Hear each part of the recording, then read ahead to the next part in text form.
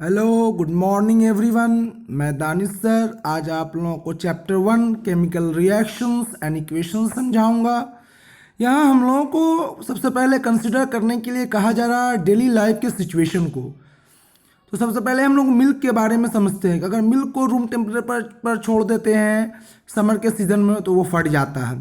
Iron का तावा हो, नेल हो, पैन हो, कोई भी सामान अगर ह्यूमिड एटमॉस्फेयर में यानी कि वाटर वेपर वाले एटमॉस्फेयर में छोड़ देते हैं उसमें जंग लग जाता है। ग्रेप्स फर्मेंटेड होकर के अल्कोहल में बदल जाता है। फूड को कुक करते हैं वो नई चीज़ में बदल जाता है।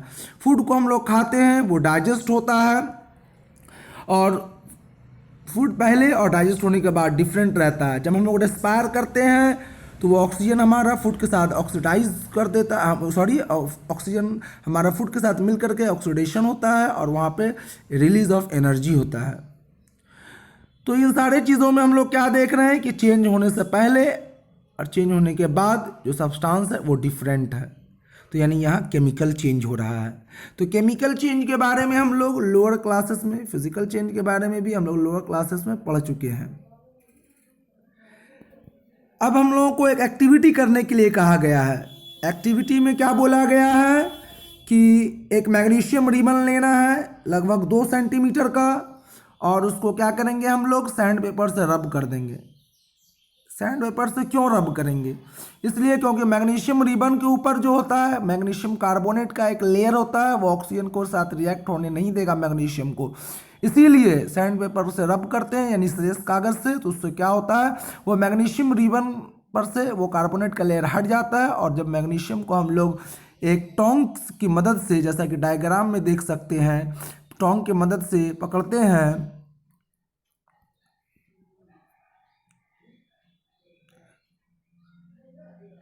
ये टोंग है हम लोगों का, इसके हम लोग पकड़ते हैं और इसको बर्न करने का कोशिश करते हैं बुनसन बर्नर या स्पिट लैम्प से। तो देखेंगे कि स्टार्टिंग में डैजलिंग लाइट हो रहा है और कुछ गिरने लगा पाउडर की तरह यहाँ पर। तो वहाँ नीचे में हम लोग एक वाच ग्लास लगा देंगे। तो ये वाच ग्लास में वो वाइट कलर का सब्सटेंस कलेक्ट हो जाता है। तो हम लोग क्या देखें कि यहाँ मैग्नीशियम जो था सॉलिड था, ये ऑक्सीजन एयर से मिल रहा है O2, ये गैसियस फॉर्म में है और जो प्रोडक्ट बन रहा है वो मैग्नीशियम ऑक्साइड है, वाइट कलर का सब्सटेंस है। नेक्स्ट हम लोग आगे बढ़ते हैं, दूसरा देखेंगे एक्टिविटी नंबर 2 को। इस एक्टिविटी नंबर 2 में हम लोग को बताया गया है कि लेड नाइट्रेट को लेने के लिए, लेड नाइट्रेट कैसा होता है? ये लेड नाइट्रेट कलरलेस होता है। पोटाशियम आयोडाइड भी कलरलेस होता है। दोनों को एक टेस्ट ट्यूब में या एक एक बीकर में ले लेंगे और फिर दोनों को मिला देंगे।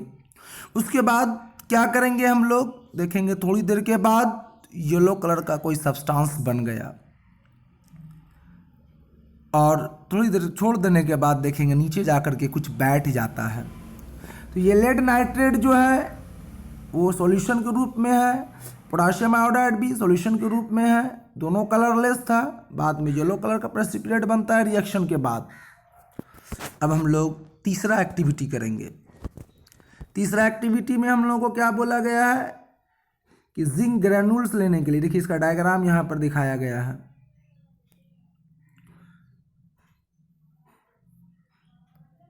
यहाँ पे जिंक ग्रैन्यूल्स है नीचे में। पहले कॉनिकल फ्लास्क लेते हैं उसमें जिंक ग्रैन्यूल्स रख देते हैं। जिंक ग्रैन्यूल मतलब क्या हुआ? छोटा छोटा जिंक का टुकड़ा। उसके बाद हम लोग उसमें डाइल्यूट सल्फ्यूरिक एसिड ऐड कर देते हैं और एक कॉर्क लगा देते हैं। उस कॉर्क में एक छेद है जिससे एक पाइप लगाया गया है, जैसा कि आप देख सकते हैं यहाँ पे ये वाला जो आपका पाइप है। उसके बाद क्या होगा हम लोग का बबल फॉर्मेशन देखते हैं। बबल फॉर्मेशन होता है यहाँ पर, जहाँ पे जिंक ग्रेन्यूल्स है आपका, नीचे में ये बबल फॉर्मेशन यहाँ पर देखेंगे। यहाँ पे बबल देख सक रहे हैं, ये छोटा छोटा है ना। तो ये क्यों हो रहा है? क्योंकि जिंक जो है रिएक्ट कर रहा है सल्फ्यूरिक एसिड के साथ, Zn प्लस H2 SO4 मिल करके ZnSO4 प्लस H2 बना रहा है। यही जो H2 गैस है यही रिलीज हो रहा है, यही देखिए आप ऊपर जा रहा है अब बाहर की तरफ निकलता है। पहले हम लोगों ने स्टार्टिंग में क्या लिया, सॉलिड लिया, जिंक ग्रैन्यूल्स।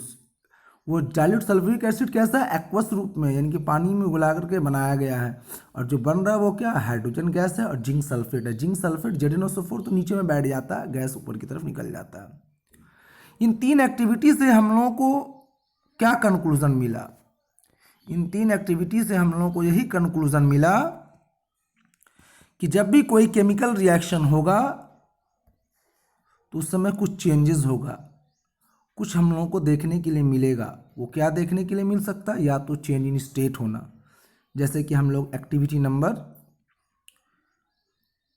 1 में देखें कि मैग्नीशियम लिए, सॉलिड था, ऑक्सीजन गैस था, अब बना क्या, सॉलिड।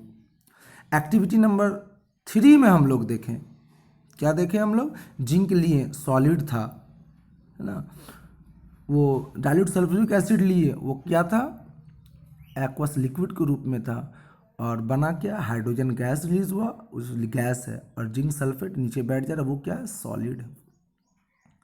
एक्टिविटी नंबर 2 में हम लोग देखे थे लेड नाइट्रेट और पोटाशियम आयोडाइड, क्या था, दोनों कलरलेस एक्वस रूप में था, और जब बनता है पोटाशियम आयोडाइड येलो कलर का, वो प्रेसिपिटेट था, सॉलिड था, नीचे जाके बैठ जाता है।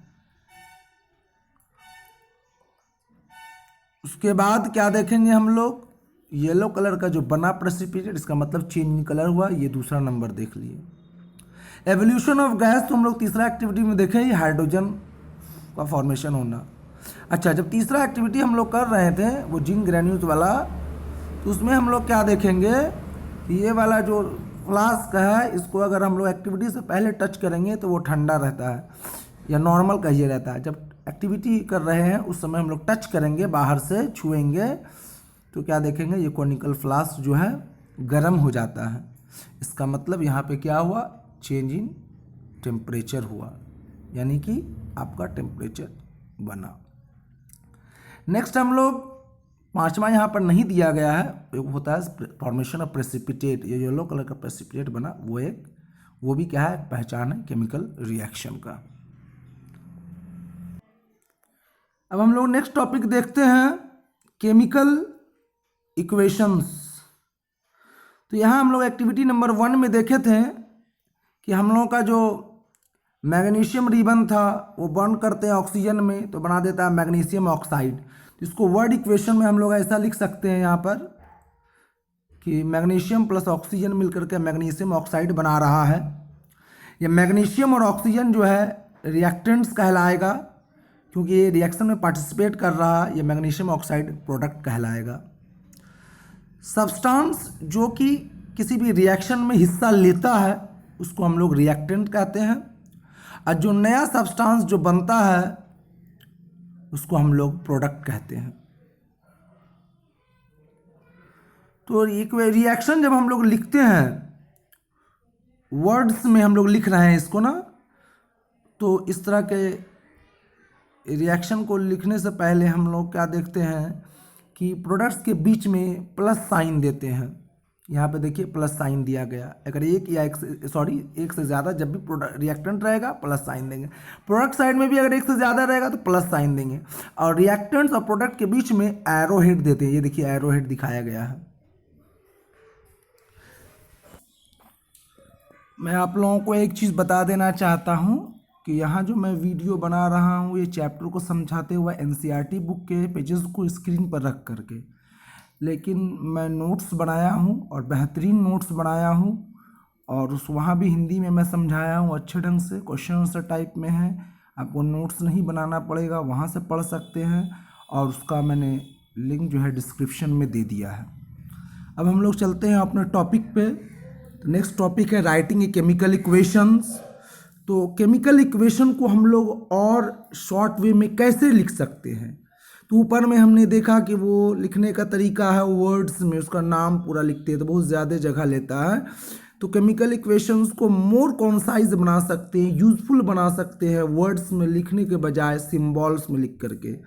यानी कि अगर हम उस जो भी रिएक्टेंट्स है, प्रोडक्ट्स है, उसके सिंबल्स को हम यूज़ करते हैं, जैसे कि हम लोगों ने देखा था एक्टिविटी नंबर 1 में। तो एक्टिविटी नंबर 1 में हम लोगों का क्या था कि मैग्नीशियम और ऑक्सीजन था। तो मैग्नीशियम और ऑक्सीजन जो था तो उसका सिंबल यूज़ करेंगे हम लोग। यहाँ देखिए मैग्नीशियम और ऑक्सीजन का सिंबल, आइए मैग्नीशियम ऑक्साइड, दोनों को यूज़ करके इक्वेशन के रूप में लिखा गया है। तो ये क्या बन गया हमारा, मैग्नीशियम ऑक्साइड बन गया। तो अब हम लोग काउंट करते हैं नंबर ऑफ एटम्स को, मैग्नीशियम के एटम को इधर और मैग्नीशियम को एटम को इधर, देखते हैं दोनों बराबर है।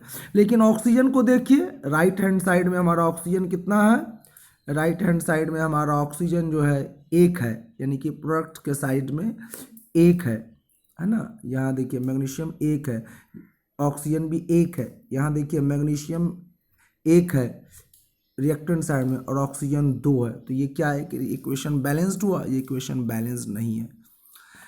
तो इस तरह के इक्वेशन को हम लोग क्या कहते हैं, अनबैलेंस्ड केमिकल इक्वेशन कहते हैं। तो जिसमें कि number of atoms reactant side और प्रोडक्ट साइड में बराबर नहीं होता है, उसको हम लोग अनबैलेंस्ड केमिकल इक्वेशन कहते हैं। इसी को हम लोग skeletal chemical equation for reaction भी कहते हैं। अब हम लोग आगे चलते हैं। नेक्स्ट टॉपिक हम लोगों का है बैलेंस्ड केमिकल इक्वेशन। तो हम लोग बच्चे क्लास में 9 क्लास में पढ़ चुके हैं law of conservation of mass के बारे में, कि mass can neither be created nor can be destroyed in a chemical reaction. और उसी को हम लोग क्या कहते हैं, law of conservation of mass. यहाँ से आपको यहाँ तक दिया हुआ है law of conservation of mass. तो क्वेश्चन पूछा जाता है कि क्यों हमको रिएक्शन को बैलेंस करने की ज़रूरत है। तो इसका आंसर यही होता है to satisfy the law of conservation of mass. इसको दूसरा तरीका से लिखा जाता है law of conservation of mass को, कि total mass of the element present in the product of a chemical reaction has to be equal to the total mass of the elements present in the reactants.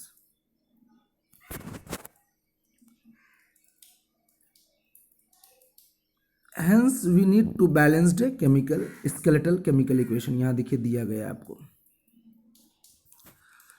अब दूसरा activity हम लोग देखे थे, activity number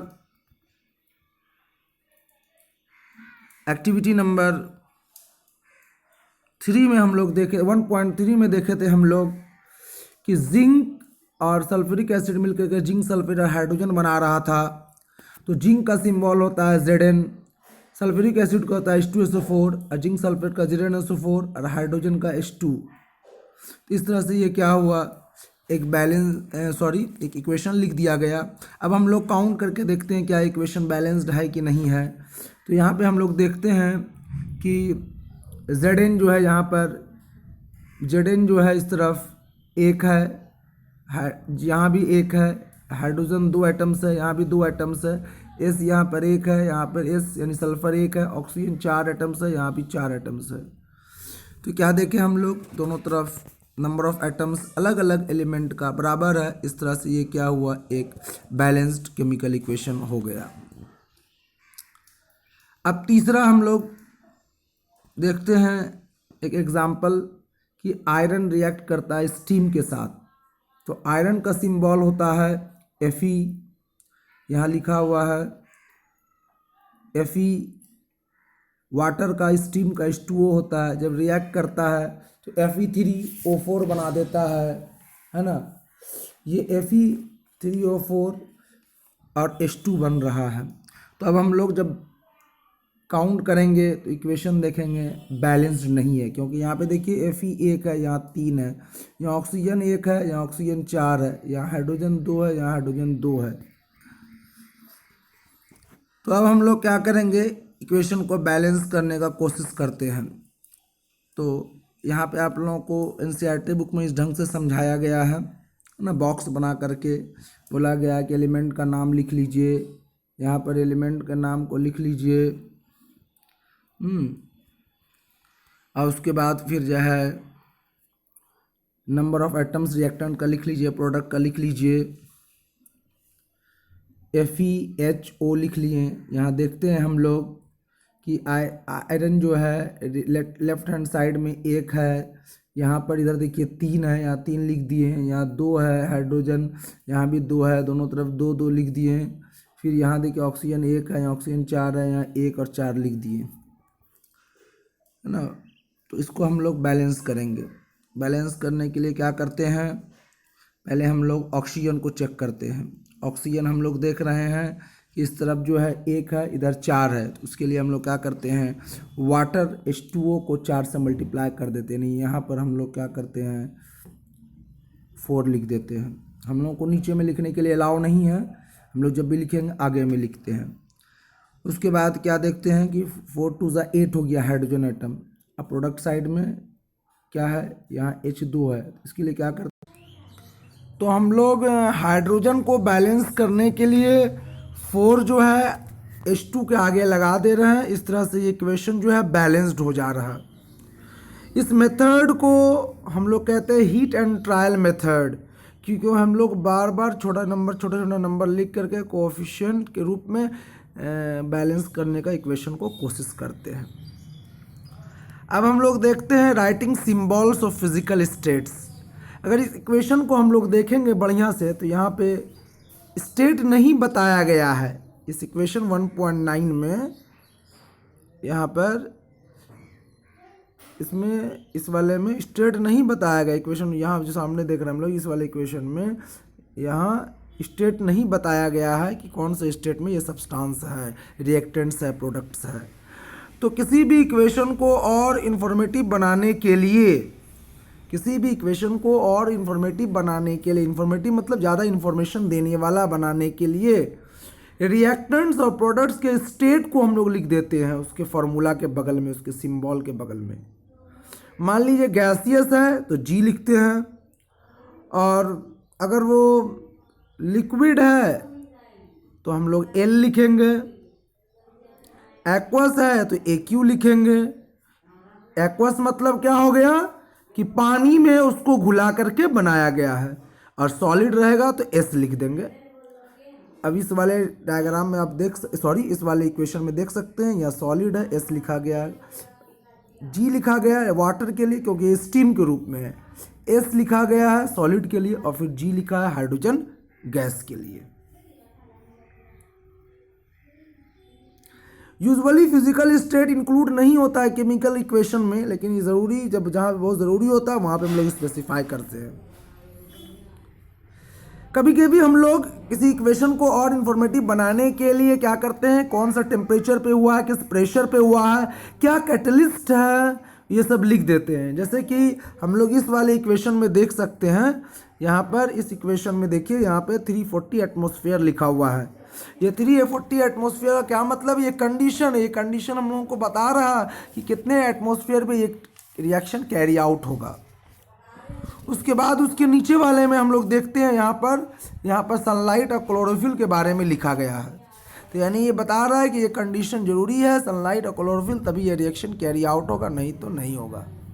इस वाले में यहाँ जो हम देख रहे हैं CO+2H2 मिल करके, इस वाले रिएक्शन में CO+2H2 मिल करके CH3OH जो बन रहा है, तो ये CH3OH क्या है, मिथेनॉल है या फिर मिथाइल अल्कोहल है।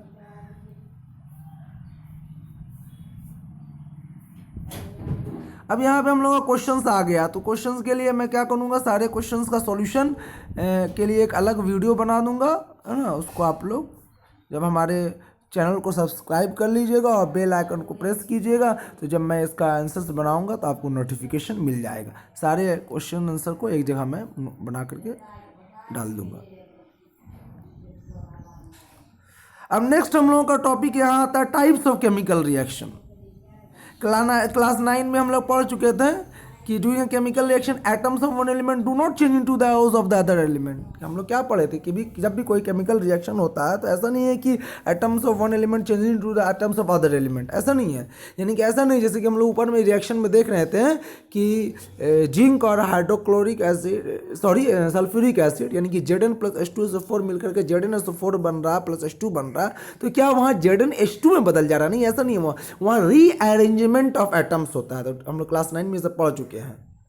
एटम ना ही डिसअपियर होता है ना ही नया आता है, बस क्या होता है, रीअरेंजमेंट ऑफ एटम्स होता है। यानी कि वहाँ जो बॉन्ड होता है, केमिकल रिएक्शन इन्वॉल्व जो हो रहा है, जो बॉन्ड बना हुआ था वो बॉन्ड टूट जाता है और फिर से नया बॉन्ड भर के फिर से नया सब्सटेंसेस एटम्स फिर से रिकॉम्बाइन करके नया सब्सटेंस बना लेता है। यहाँ पे हम लोगों को दिखाया गया है।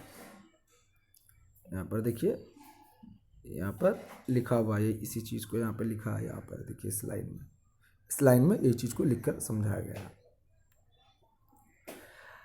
अब हम लोग कॉम्बिनेशन रिएक्शन के बारे में पढ़ेंगे। टाइप्स ऑफ केमिकल रिएक्शन में हम लोग देखेंगे कि बहुत तरह का केमिकल रिएक्शंस होता है। कॉम्बिनेशन रिएक्शन होता है, डिकम्पोजिशन रिएक्शन होता है, डिस्प्लेसमेंट रिएक्शन होता है, डबल डिस्प्लेसमेंट रिएक्शन होता है, ऑक्सीडेशन रिडक्शन रिएक्शन होता है, एक्सोथर्मिक होता है, एंडोथर्मिक होता है। तो हम लोग को सिलेबस में जो भी दिया हुआ होगा हम लोग उसको पढ़ लेंगे। सबसे पहले हम लोग पढ़ते हैं अपने कॉम्बिनेशन रिएक्शन के बारे में। तो कॉम्बिनेशन रिएक्शन के लिए हम लोग एक एक्टिविटी यहाँ पे करते हैं। क्या बोला गया है इस एक्टिविटी में कि हम लोग small amount of calcium oxide ले लेंगे, जिसको हम लोग क्विक लाइम कहते हैं। इसका फार्मूला CaO होता है। इस बीकर में हम लोग ले लेंगे और उसके बाद क्या करेंगे, इसको स्लोली धीरे से थोड़ा सा पानी ऐड कर देंगे। पानी ऐड करेंगे और उसके बाद अच्छा, ऐसा करने से पहले हम लोग जब कैल्शियम ऑक्साइड रखे हैं और पानी नहीं डालें, उससे पहले हम लोग बीकर को टच करके देखेंगे बीकर जो है नॉर्मल है।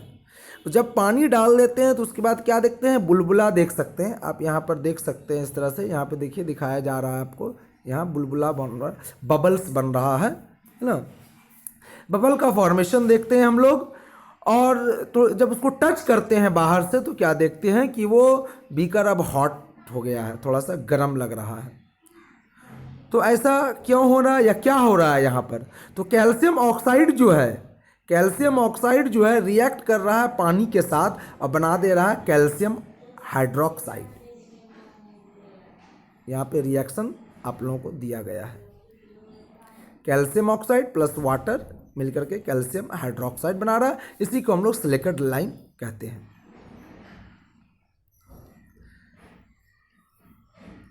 तो अब कहिएगा आप कि इसको कॉम्बिनेशन रिएक्शन क्यों कहेंगे। जैसा कि नाम बताया, कॉम्बिनेशन, दो कंबाइन करना मतलब होता है मिलना। तो यहाँ देखिए दो चीज़ मिल करके, कैल्शियम ऑक्साइड और वाटर, क्विक लाइम और वाटर मिल करके क्या बनाया, सिलिकेट लाइम बनाया। इसीलिए दो चीज़ मिल करके एक चीज़ बना रहा है। यानी कि दो या दो से अधिक रिएक्टेंट्स मिल करके क्या कर रहा है, एक प्रोडक्ट को बना रहा है। इसीलिए इस तरह के रिएक्शन को हम लोग कॉम्बिनेशन रिएक्शन कहते हैं। अब जब हम लोग वाइट वॉशिंग कराते हैं अपने घर में, वाइट वॉशिंग कराते हैं अपने घरों में दीवार पर, तो यही कैल्शियम ऑक्साइड को मिस्त्री लोग, लेबर लोग क्या करता है, एक डब्बा में डालता है, पानी मिलाता है, उसके बाद फिर उसका चूना करता है दीवार पर। तो वही कैल्शियम ऑक्साइड मिलकर के वाटर के साथ कैल्शियम हाइड्रोक्साइड बना दिया। और वही आपका कैल्शियम हाइड्रोक्साइड जब चूना दीवार पे लगाया है तो वो क्या होगा, आपका एटमॉस्फेयर के कार्बन डाइऑक्साइड के साथ मिलकर के ये कैल्शियम कार्बोनेट और वाटर बना देता है। वही कैल्शियम कार्बोनेट जो है 2-3 दिन में सूख करके ये वाला पानी जो है उड़ जाता है और यही कैल्शियम कार्बोनेट जो है यही दीवार पे बस जाता है, वाइट कलर का शाइनी अपीयरेंस हम लोग को दीवार को देता है। नेक्स्ट अब हम लोग देखते हैं दूसरा एग्जाम्पल। तो बर्निंग ऑफ कोल का एग्जाम्पल हम लोग देखेंगे। तो कोल में मेनली कार्बन होता है, कार्बन और ऑक्सीजन मिलकर के कार्बन डाइऑक्साइड बना देता है, इसीलिए ये भी एक कॉम्बिनेशन रिएक्शन हो गया। हाइड्रोजन और ऑक्सीजन मिलकर के वाटर बना देता है, ये भी एक एग्जाम्पल हो गया कॉम्बिनेशन रिएक्शन का। तो हम लोग क्या देखते हैं कि ऊपर में इस बीकर को जो टच किए थे, इस वाले केस में ये हॉट हो गया था रिएक्शन होने के बाद, तो ये एक्सोथर्मिक रिएक्शन यानी कि हीट बाहर लिबरेटेड आउट हो रहा है। अब हम लोग पढ़ेंगे दूसरा एग्जाम्पल जहाँ हीट रिलीज होता है, जैसे कि नेचुरल गैस, यानी उसका फार्मूला हम लोग ले लेंगे CH4।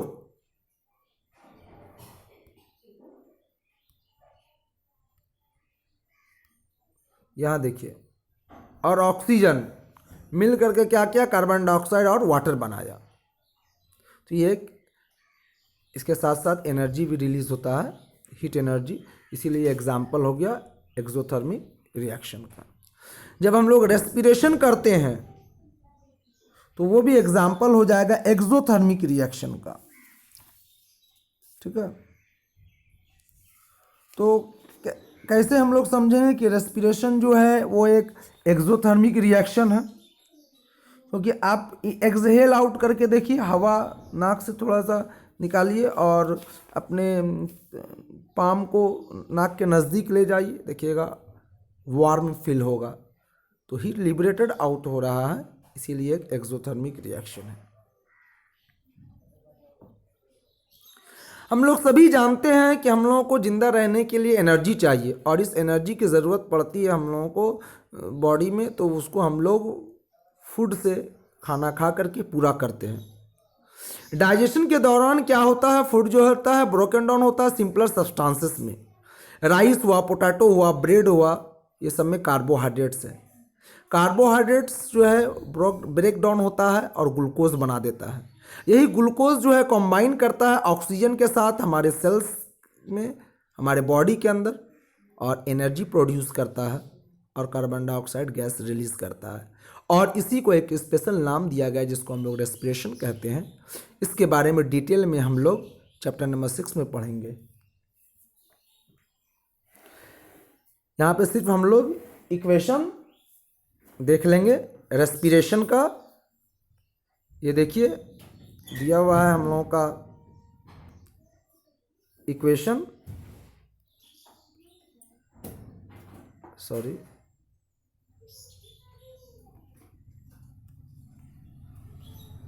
ये वाला इक्वेशन है। इसमें क्या देखते हैं हम लोग कि C6H12O6 प्लस 6O2 मिल करके बना रहा है 6CO2 plus 6H2O plus energy. वही एनर्जी जो निकल रहा है वही हमारा बॉडी यूज करता है। नेक्स्ट एग्जांपल देखेंगे हम लोग एक्सोथर्मिक रिएक्शन का, डिकम्पोजिशन ऑफ वेजिटेबल मैटर। जो कंपोस्ट जो हमारे फार्मर लोग बनाते हैं अपने फील्ड में, अपने खेतों में डालने के लिए, वहाँ जो डिकम्पोजिशन ऑफ वेजिटेबल मैटर हो रहा है वो भी एक्सोथर्मिक रिएक्शन का एग्जाम्पल है।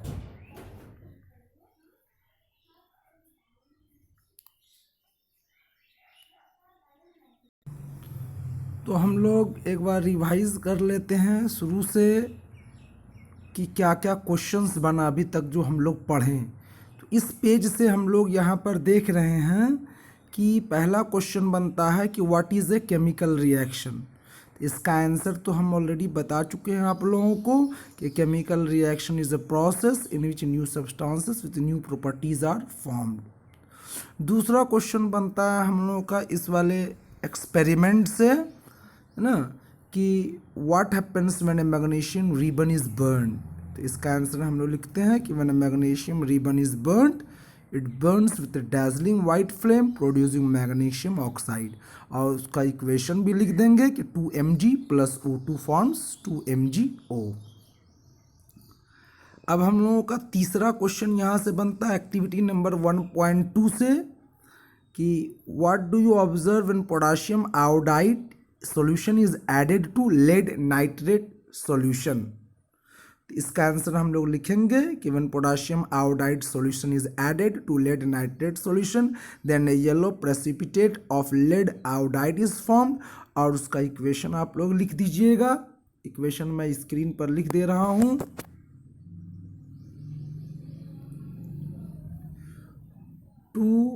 KI प्लस PbNO3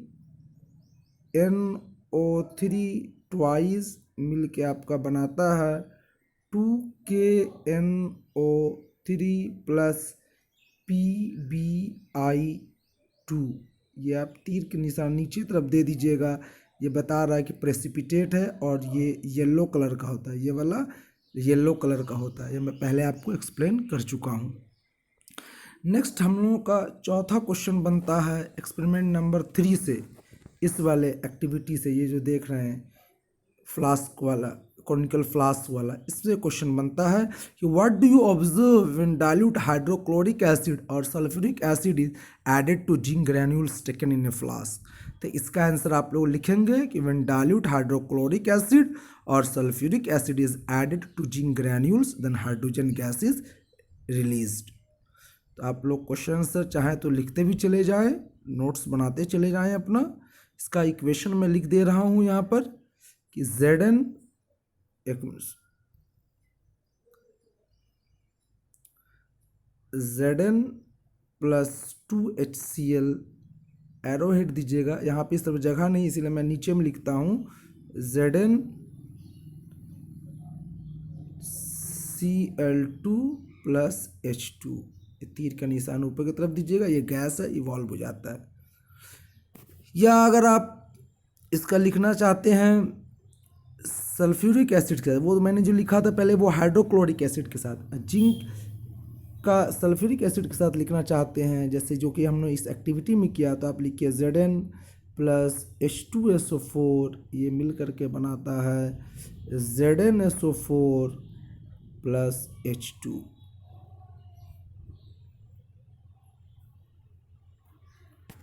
अब हम लोगों का नेक्स्ट क्वेश्चन हम लोग देखेंगे 4 नंबर तो हो गया। 5वां क्वेश्चन हम लोग देख सकते हैं कि व्हाट आर द कैरेक्टरिस्टिक्स, है ना, ऑफ ए केमिकल रिएक्शन। या क्वेश्चन ये भी पूछा जा सकता है हम लोगों से कि what are the observations that helps us, यहाँ देखिए बनता है what are the observations that helps us to determine whether a chemical reaction has taken place. तो इसका आंसर में यही 4 पॉइंट आप लोग लिख देंगे। और एक एक्स्ट्रा लिखना चाहते हैं तो मैं पहले बता चुका हूँ प्रेसिपिटेट के बारे में, लिख लीजिएगा 5वां नंबर में, formation of a precipitate. Next 6ठा क्वेश्चन बनता है what is a chemical equation. यहाँ से बनता है, इस टॉपिक से आपका बनता है question what is a chemical equation.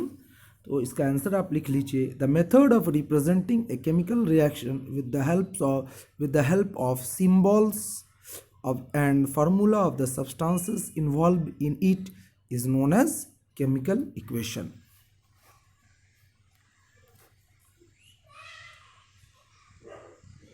Next question हम लोगों का बनता है कि what are reactants and products, है ना।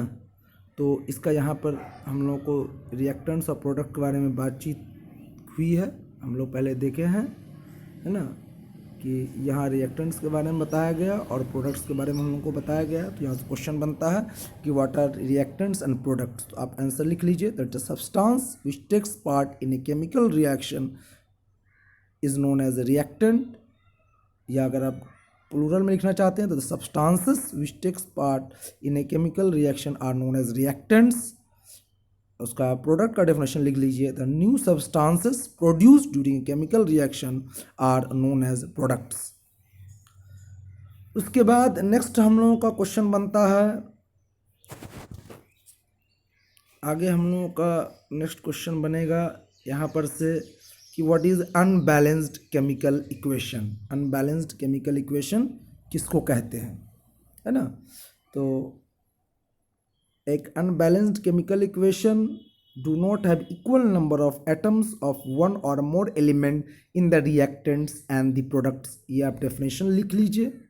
और इसी को हम लोग क्या कहते हैं, स्केलेटल केमिकल इक्वेशन कहते हैं। स्केलेटल केमिकल इक्वेशन यहाँ पर हम लोग को दिखाया गया है, मैं पहले बता चुका हूँ ये सब। नेक्स्ट क्वेश्चन बनता है हम लोगों का कि what is a balanced chemical equation. तो उसका डेफिनेशन लिख लीजिए आप लोग कि a balanced chemical equation has an equal number of atoms of different element in the reactants and the products. Next question number 10 हम लोगों का बनता है नेक्स्ट पैराग्राफ से कि हम लोगों को इक्वेशन बैलेंस करने की क्यों ज़रूरत पड़ती है। तो यहाँ हम लोग और ये भी पढ़ते हैं कि what is law of conservation of mass. तो उसका यहाँ पर देखिए आंसर दिया हुआ है, मैं पहले बता चुका था आप लोगों को, है ना। यहाँ तक लिख सकते हैं, या आप शॉर्ट में लिखना चाहते हैं तो सिर्फ यहाँ तक ही लिख सकते हैं कि the mass can neither be created not destroyed in a chemical reaction, this is the law of conservation of mass. इसको आप लोग क्लास 9 में पढ़ चुके हैं। अब आगे क्वेश्चन था कि why do we need to balance the chemical equation. तो इसका आंसर होगा we need to balance the chemical equation in order to satisfy the law of conservation of मास।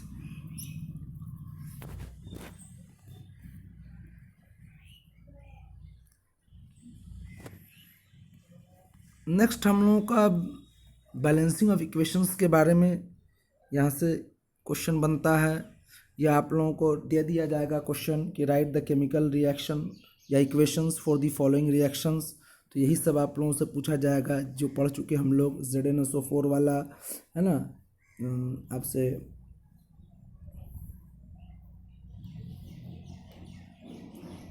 ये वाला आप लिख सकते हैं जब बोलेगा क्वेश्चन की right the equation for the reaction of zinc with sulphuric acid, ये वाला लिखेंगे। या फिर दूसरा आपका मैग्नीशियम वाला ऊपर पढ़ ही चुके हैं। यहाँ तीसरा आपसे पूछेगा जब आयरन रिएक्ट करता है स्टीम के साथ, उसके बारे में बताइए। तो उसका इक्वेशन वहाँ पर तो बैलेंस नहीं दिया हुआ है, या लास्ट में हम लोग बैलेंस किए थे यहाँ पर। तो ये वाला आप लिख सकते हैं ना, ये बैलेंस्ड केमिकल इक्वेशन हो गया। नेक्स्ट इसी में आपसे आगे पूछ सकता है कि बताइए क्या केमिकल इक्वेशन होगा, है ना, जब कार्बन डाइऑक्साइड रिएक्ट करता है हाइड्रोजन के साथ। तो ये मैं पहले बता चुका हूँ, ये वाला इक्वेशन आप लिखिएगा। फिर आपसे पूछा जा सकता है कि फोटोसिंथेसिस रिएक्शन का क्या इक्वेशन होता है, उसको लिखिए। तो ये वाला आप लिखिएगा, है ना। उसके बाद हम लोग से एक और क्वेश्चन यहाँ बना था कि सॉलिड लिक्विड वाली जो बात हम लोग देख रहे थे, वहाँ से भी एक क्वेश्चन बन सकता है कि how can chemical equations B made more informative. Chemical equation को कैसे और इन्फॉर्मेटिव बनाया जा सकता है ना। तो यहाँ पर देखिए, यहाँ पर हम लोगों का था, तो हम लोग इसको लिख सकते हैं कि chemical equations can be made more informative in 3 ways, 3 तरीका से। पॉइंट नंबर में आप 1 लिखिएगा by indicating the physical states, physical state को समझा करके, है ना, कि अगर अब द रिएक्टेंट्स, अगर सॉलिड रहेगा तो S लिखेंगे, लिक्विड रहेगा तो L लिखेंगे, गैस रहेगा तो G लिखेंगे, और वाटर में मिल करके बना हुआ रहेगा सॉल्यूशन तो एक्वस AQ लिखेंगे। दूसरा है कि हीट चेंज के बारे में, दूसरा आप लिखिएगा कि हीट चेंज के बारे में कि by indicating the heat changes taking place in the reaction. तीसरा तरीका आप लिखिएगा by indicating the condition, condition के बारे में जो नीचे हम लोग यहाँ देखते हैं, है ना, बाय इंडिकेटिंग द कंडीशन, है ना, कौन सा कंडीशन है, वो क्या टेम्परेचर है, कि प्रेशर है, कि कैटलिस्ट है ना। ये सब जो हम लोग प्रेशर देखे थे, यहाँ कंडीशन देखे थे, इसके बारे में भी आप लिख दीजिएगा 3rd पॉइंट में। ये आपका आंसर बन जाएगा 3 पॉइंट उसका। अब हम लोगों का आगे चलते हैं टाइप्स ऑफ केमिकल रिएक्शन में। यहाँ एक क्वेश्चन बनता है आपका what is combination reaction, give example. तो आप डेफिनेशन लिख दीजिएगा कि such a reaction in which a single product is formed from 2 or more reactants is known as combination reaction. और एग्जाम्पल में आप ये कैल्शियम ऑक्साइड वाला ये जो हमने बताया यहाँ पर, ये वाला लिख दीजिएगा एग्जाम्पल में। और दूसरा लिखना चाहते हैं एग्जाम्पल में तो हम लोग इसको भी लिख सकते हैं, है ना। 2-3 को पूछेगा तो आप ये वाला भी लिख सकते हैं, जैसे कि आपका ये कार्बन प्लस ऑक्सीजन मिल करके कार्बन डाइऑक्साइड बना रहा है, हाइड्रोजन प्लस ऑक्सीजन मिल करके वाटर बना रहा है, इसको भी एग्जाम्पल में लिख सकते हैं।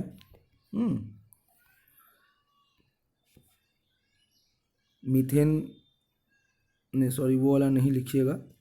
हाँ, यहाँ से नेक्स्ट क्वेश्चन बनता है कि what is an exothermic reaction, give example. तो एक्सोथर्मिक का रिएक्शन का आप डेफिनेशन लिख लीजिएगा कि reaction in which heat energy is produced is known as exothermic reaction, यानी कि वैसा रिएक्शन जिसमें कि हीट एनर्जी लिबरेटेड आउट होता है, प्रोड्यूस होता है, उसको एक्सोथर्मिक रिएक्शन कहते हैं। एक बार फिर से हम डेफिनेशन रिपीट कर रहे हैं, the reactions in which heat is released along with the formation of the product, यानी प्रोडक्ट बन रहा है उसके साथ साथ एनर्जी भी रिलीज हो रहा है, उसको हम लोग एक्सोथर्मिक रिएक्शन कहते हैं। तो आप जो है एग्जाम्पल में लिख सकते हैं, यही इस वाले को एग्जाम्पल में लिख सकते हैं, है ना। और आप ऊपर में जो हम लोग पढ़े थे मीथेन, कैल्शियम ऑक्साइड और वाटर वाला, है ना, उसको भी लिख सकते हैं। कैल्शियम ऑक्साइड और वाटर मिलकर के जो कैल्शियम हाइड्रोक्साइड बनाया था और हीट बनाया था, CaO + H2O मिलकर के जो बनाता है CaOH ट्वाइस, वो वाला उसको भी आप लिख सकते हैं।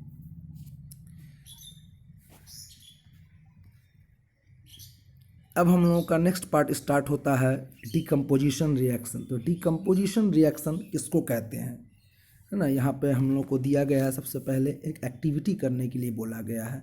तो एक्टिविटी में हम लोग क्या करते हैं कि एक टेस्ट ट्यूब लेते हैं, जैसा कि आप डायग्राम में इसमें देख सकते हैं कि एक टेस्ट ट्यूब ले लेंगे और उसमें थोड़ा सा 2 ग्राम फेरस सल्फेट क्रिस्टल्स ले लेंगे, और उस फेरस सल्फेट क्रिस्टल्स को जब हम ले लेंगे तो उसमें उसको टेस्ट ट्यूब को बंसन बर्नर के नज़दीक लाएंगे और उसको हीट करेंगे। ये फेरस सल्फेट जो होता है स्टार्टिंग में जब उसमें वाटर ऑफ क्रिस्टलाइजेशन रहता है तो वो ग्रीन कलर का होता है, और जब हम लोग हीट करते हैं तो वो क्या होता है, वाटर ऑफ क्रिस्टलाइजेशन लूज कर देता है और वो वाइट कलर का हो जाता है। तो सबसे पहले हम आपको यहाँ पे स्क्रीन में लिख दे रहे हैं फेरस सल्फेट का फार्मूला। तो इसका फार्मूला हो जाता है आपका FeSO4.7H2O, है ना। ये हो गया आपका फेरस सल्फेट क्रिस्टल का फार्मूला, और ये ग्रीन इन कलर होता है। जब इसको हम लोग हीट करते हैं तो वो फेरस सल्फेट और +7H2O बना देता है वाइट कलर का। फिर आगे जब हम लोग कंटिन्यू हीट रखते हैं इसी टेस्ट ट्यूब में जब हम लोग हीट करना कंटिन्यू रखते हैं तो क्या होता है, वही फेरस सल्फेट टूट करके Fe2O3 यानी ब्राउन कलर का एक सब्सटेंस सल्फर डाइऑक्साइड गैस और सल्फर डाइऑक्साइड गैस रिलीज करता है। ये आप जैसे डायग्राम में देख रहे हैं, ये गैस जो निकल रहा है तो डायरेक्ट हम लोग को इनहेल नहीं करना है, वो हार्म कर सकता है हम लोग को। तो थोड़ा दूर खड़े होकर के हाथ से अपने गैस को अपनी तरफ एक आध बार लाने का कोशिश करेंगे और उसको स्मेल करेंगे तो वो बहुत ही बैड ही स्मेल करता है, और उसी को हम लोग स्मेल के से पहचान लेंगे कि वो कैरेक्टरिस्टिक स्मेल से कि वो सल्फर है। आप लोग तो नहीं पहचान पाएंगे, जो हम लोग एक्सपेरिमेंट कराते हैं, प्रैक्टिकल वगैरह कराते हैं लैब वगैरह में, तो हम लोग पहचान लेते हैं। और इसका इक्वेशन यहाँ पर हम लोगों को दिया गया है, ये जो देख रहे हैं 2Fe + SO4 को हीट करने के बाद Fe2O3 ferric oxide, sulphur dioxide और सल्फर ट्राइऑक्साइड बन रहा है। देखिए आपको यहाँ दिखा है, यहाँ लिखा है FeSO4 पॉइंट, यहाँ कॉमा दिया है, ये गलत है, ये पॉइंट होगा 0.7H2O। और जब हीट करते हैं तो ये अपना क्या करता है, वाटर ऑफ क्रिस्टलाइजेशन को लूज कर जाता है और इसका कलर जो है ग्रीन से वाइट में बदल जाता है। और फिर जब हम कंटिन्यू रखते हैं हीट करना तो यही क्या करता है, Fe2O3 बना देता है, SO2 बना देता है और SO3 बना देता है। ये इक्वेशन आप याद कीजिएगा, यहाँ से आपका ये इक्वेशन याद करना है। ये sulphur dioxide, sulphur trioxide, ferric oxide, ये सल्फेट क्रिस्टल्स का दिया हुआ है ना। तो यहाँ पे हम लोग क्या देख रहे हैं कि जब ये एक्टिविटी हम लोग कर रहे हैं तो फेरस सल्फेट जो है टूट करके, यानी कि एक चीज़ सिंगल चीज़ टूट करके 2 या उससे अधिक में बदल रहा है। तो यह आपका डेफिनेशन हो जाता है डीकम्पोजिशन रिएक्शन का। तो क्या डेफिनेशन आप बोलिएगा डीकम्पोजिशन रिएक्शन का, कि such a reaction in which a single reactant breaks down to form 2 और more simpler product is known as decomposition reaction. ठीक है, तो नेक्स्ट हम लोग आगे देखते हैं डिकम्पोजिशन ऑफ कैल्शियम कार्बोनेट। ये भी जो है एग्जाम्पल है आपका।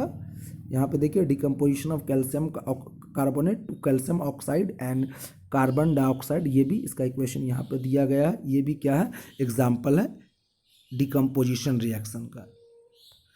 तो जब भी डिकम्पोजिशन रिएक्शन होता है तो हम लोग को हीट देना पड़ता है ना, तो इसीलिए हम लोग इसको थर्मल डिकम्पोजिशन भी कहते हैं। देखिए यहाँ दिया गया है व्हेन, पहले हम इसको ये करते हैं फिर आपको यहाँ दिखाते हैं।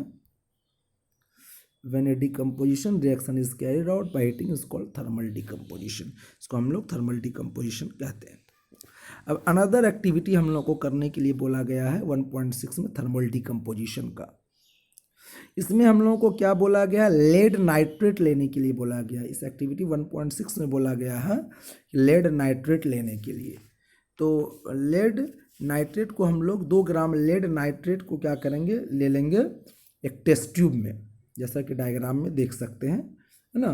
तो लेड नाइट्रेट का फार्मूला होता है PbNO3 ट्वाइस, हम लिख दे रहे हैं स्क्रीन पर, PbNO3 ट्वाइस, ये इसका फार्मूला होता है। जब लेड नाइट्रेट को हम लोग हीट करते हैं तो ये भी क्या करता है, सिंपलर सब्सटेंसेस में टूट जाता है। लेड ऑक्साइड और नाइट्रोजन डाइऑक्साइड और ऑक्सीजन गैस बनाता है।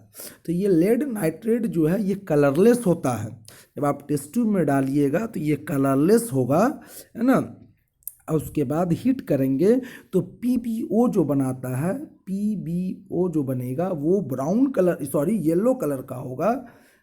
PbO जो होगा वो येलो कलर का होगा और नाइट्रोजन डाइऑक्साइड जो होगा वो ब्राउन कलर का होगा और ऑक्सीजन गैस रिलीज होता है। देखिए यहाँ पे आपको लिख रहा है कि you will observe emission of brown fumes, these fumes are of nitrogen dioxide, the reaction takes place is, reaction आपको नेक्स्ट पेज में देखिए यहाँ पर समझाया है। ये लेड नाइट्रेट है इस इक्वेशन को। तो आपको यहाँ से क्वेश्चन क्या बनता है आपका अब कि what do you observe when lead nitrate is heated strongly. तो जब लेड नाइट्रेट को हम लोग हीट करते हैं तो लेड ऑक्साइड बना देता है, नाइट्रोजन डाइऑक्साइड और ऑक्सीजन गैस बनाता है। तो इस इक्वेशन को आप लोग याद कर लीजिएगा, यहाँ से क्वेश्चन बन गया और इसका आंसर भी यहाँ पे मिल गया। नेक्स्ट अब हम लोगों को एक्टिविटी 1.7 में बताया गया है एक एक्टिविटी करने के लिए, यह है इलेक्ट्रोलाइसिस ऑफ वाटर। आप लोग डायग्राम में देख लीजिए। इसके लिए हम लोग क्या करते हैं, एक जग ले लेते हैं और उस जग में क्या करते हैं, 2 होल ड्रिल्स कर लेते हैं। मग जग जो भी कहिए प्लास्टिक का ले लेंगे, है ना। और उसमें हम लोग क्या करेंगे, आपका 2 छेद कर देंगे और उसमें हम लोग रबर स्टॉपर लगा देंगे और उस होल के थ्रू 2 कार्बन रॉड को इंसर्ट कर देंगे और दोनों कार्बन रॉड को 6 वोल्ट बैटरी से कनेक्ट कर देंगे। और उसके बाद उसमें क्या करेंगे, हम लोग थोड़ा पानी भर देंगे, इतना पानी डाल देंगे कि वो कार्बन रॉड पूरा ढक जाए, पानी इसके अंदर चला जाए, अंदर ढका जाए। उसके बाद हम लोग क्या करते हैं, few drops of sulphuric acid add कर देते हैं। क्यों ऐड करते हैं, क्वेश्चन यहाँ पे उठता है, क्यों ऐड करेंगे, क्योंकि प्योर वाटर जो होता है वो बैड कंडक्टर ऑफ इलेक्ट्रिसिटी होता है। तो जब हम इसमें एसिड डाल दिए तो वो इम्प्योर हो गया। इस वाटर को हम लोग एसिडिफाइड वाटर कहते हैं। जब एसिडिफाइड वाटर क्या करता है, bad conductor, sorry bad conductor, sorry pure water जो होता है वो बैड कंडक्टर ऑफ इलेक्ट्रिसिटी होता है, इलेक्ट्रिसिटी पास नहीं होने देता है। तो जब हम उसको एसिड डाल दिए तो वो एसिडिफाइड हो गया और इस तरह से वो क्या हुआ, गुड कंडक्टर बढ़ गया, इलेक्ट्रिसिटी पास होने देगा। तो हम लोगों को एक्टिविटी यहाँ पे करना है कि वाटर को ब्रेक करना है हाइड्रोजन और ऑक्सीजन में, तो यानी कि इलेक्ट्रिसिटी पास होना चाहिए, नहीं होने देंगे तो फिर कैसे होगा। इसीलिए हम लोग इसको क्या करते हैं, बैड कंडक्टर से गुड कंडक्टर में बदलते हैं एसिड को ऐड करके। अब हम लोग इतना करने के बाद क्या करेंगे, 2 को टेस्ट ट्यूब ले लेंगे और दोनों को इन्वर्ट करके दोनों एक एक इलेक्ट्रोड पे, जैसा कि डायग्राम में आप देख सकते हैं, इस डायग्राम में इन्वर्ट कर देंगे और इसको क्या करेंगे, स्विच को ऑन कर देंगे। अगर यहाँ पे जैसे स्विच देख रहे हैं, यहाँ पे एक स्विच डाला गया है ना, इस स्विच को ऑन कर देंगे। तो कुछ देर के बाद हम लोग क्या देखते हैं, जैसे स्विच ऑन करेंगे उसके बाद अनडिस्टर्ब छोड़ देंगे, कुछ देर के बाद हम लोग देखेंगे बबल फॉर्मेशन हो रहा है इस टेस्ट ट्यूब, दोनों टेस्ट ट्यूब में क्या हो रहा है, बबल का फॉर्मेशन हो रहा है। यहाँ पे आप देखिए, यहाँ पे दोनों में बबल का फॉर्मेशन हो रहा है। लेकिन आप लोग ये ऑब्जर्व करेंगे कि ये जो बबल का फॉर्मेशन हो रहा है किसी में ज़्यादा हो रहा है, किसी में कम हो रहा है। धीरे धीरे क्या होगा, पानी डाउनवर्ड चला जाएगा और वाटर डिस्प्लेस होकर के वहाँ पे हाइड्रोजन और ऑक्सीजन टेस्ट ट्यूब्स में कलेक्ट हो रहा है। अब आप कैसे समझेंगे कि यहाँ पे किस में हाइड्रोजन है और किस में ऑक्सीजन है? तो आपको एक बात ये मैं बता देता हूँ कि वाटर का फार्मूला होता है H2O, यानी एक मॉलिक्यूल ऑफ वाटर जो होता है 2 एटम्स ऑफ हाइड्रोजन और 1 एटम ऑफ ऑक्सीजन से मिलकर के बना हुआ होता है। तो जब हम ब्रेक करेंगे, जब इलेक्ट्रिसिटी पास करते हैं तो वही हर वाटर मॉलिक्यूल क्या करता है, टूटता है हाइड्रोजन और ऑक्सीजन में।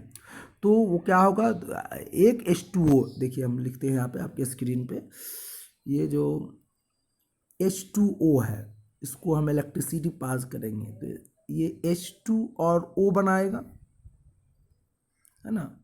लेकिन एक्चुअल में ऐसा नहीं होता, हम लोग बैलेंस करते हैं इक्वेशन को, यहाँ 2 लगा देते हैं तो ये हो जाता है हमारा 2H2 और ये O2 होता है, क्योंकि O जो होता है, ऑक्सीजन जो होता है हमेशा O2 के रूप में एग्जिस्ट करता है, सिंगुलर फॉर्म में O के रूप में नहीं होता, इसीलिए हम लोग इसके लिए बैलेंस करना पड़ता है।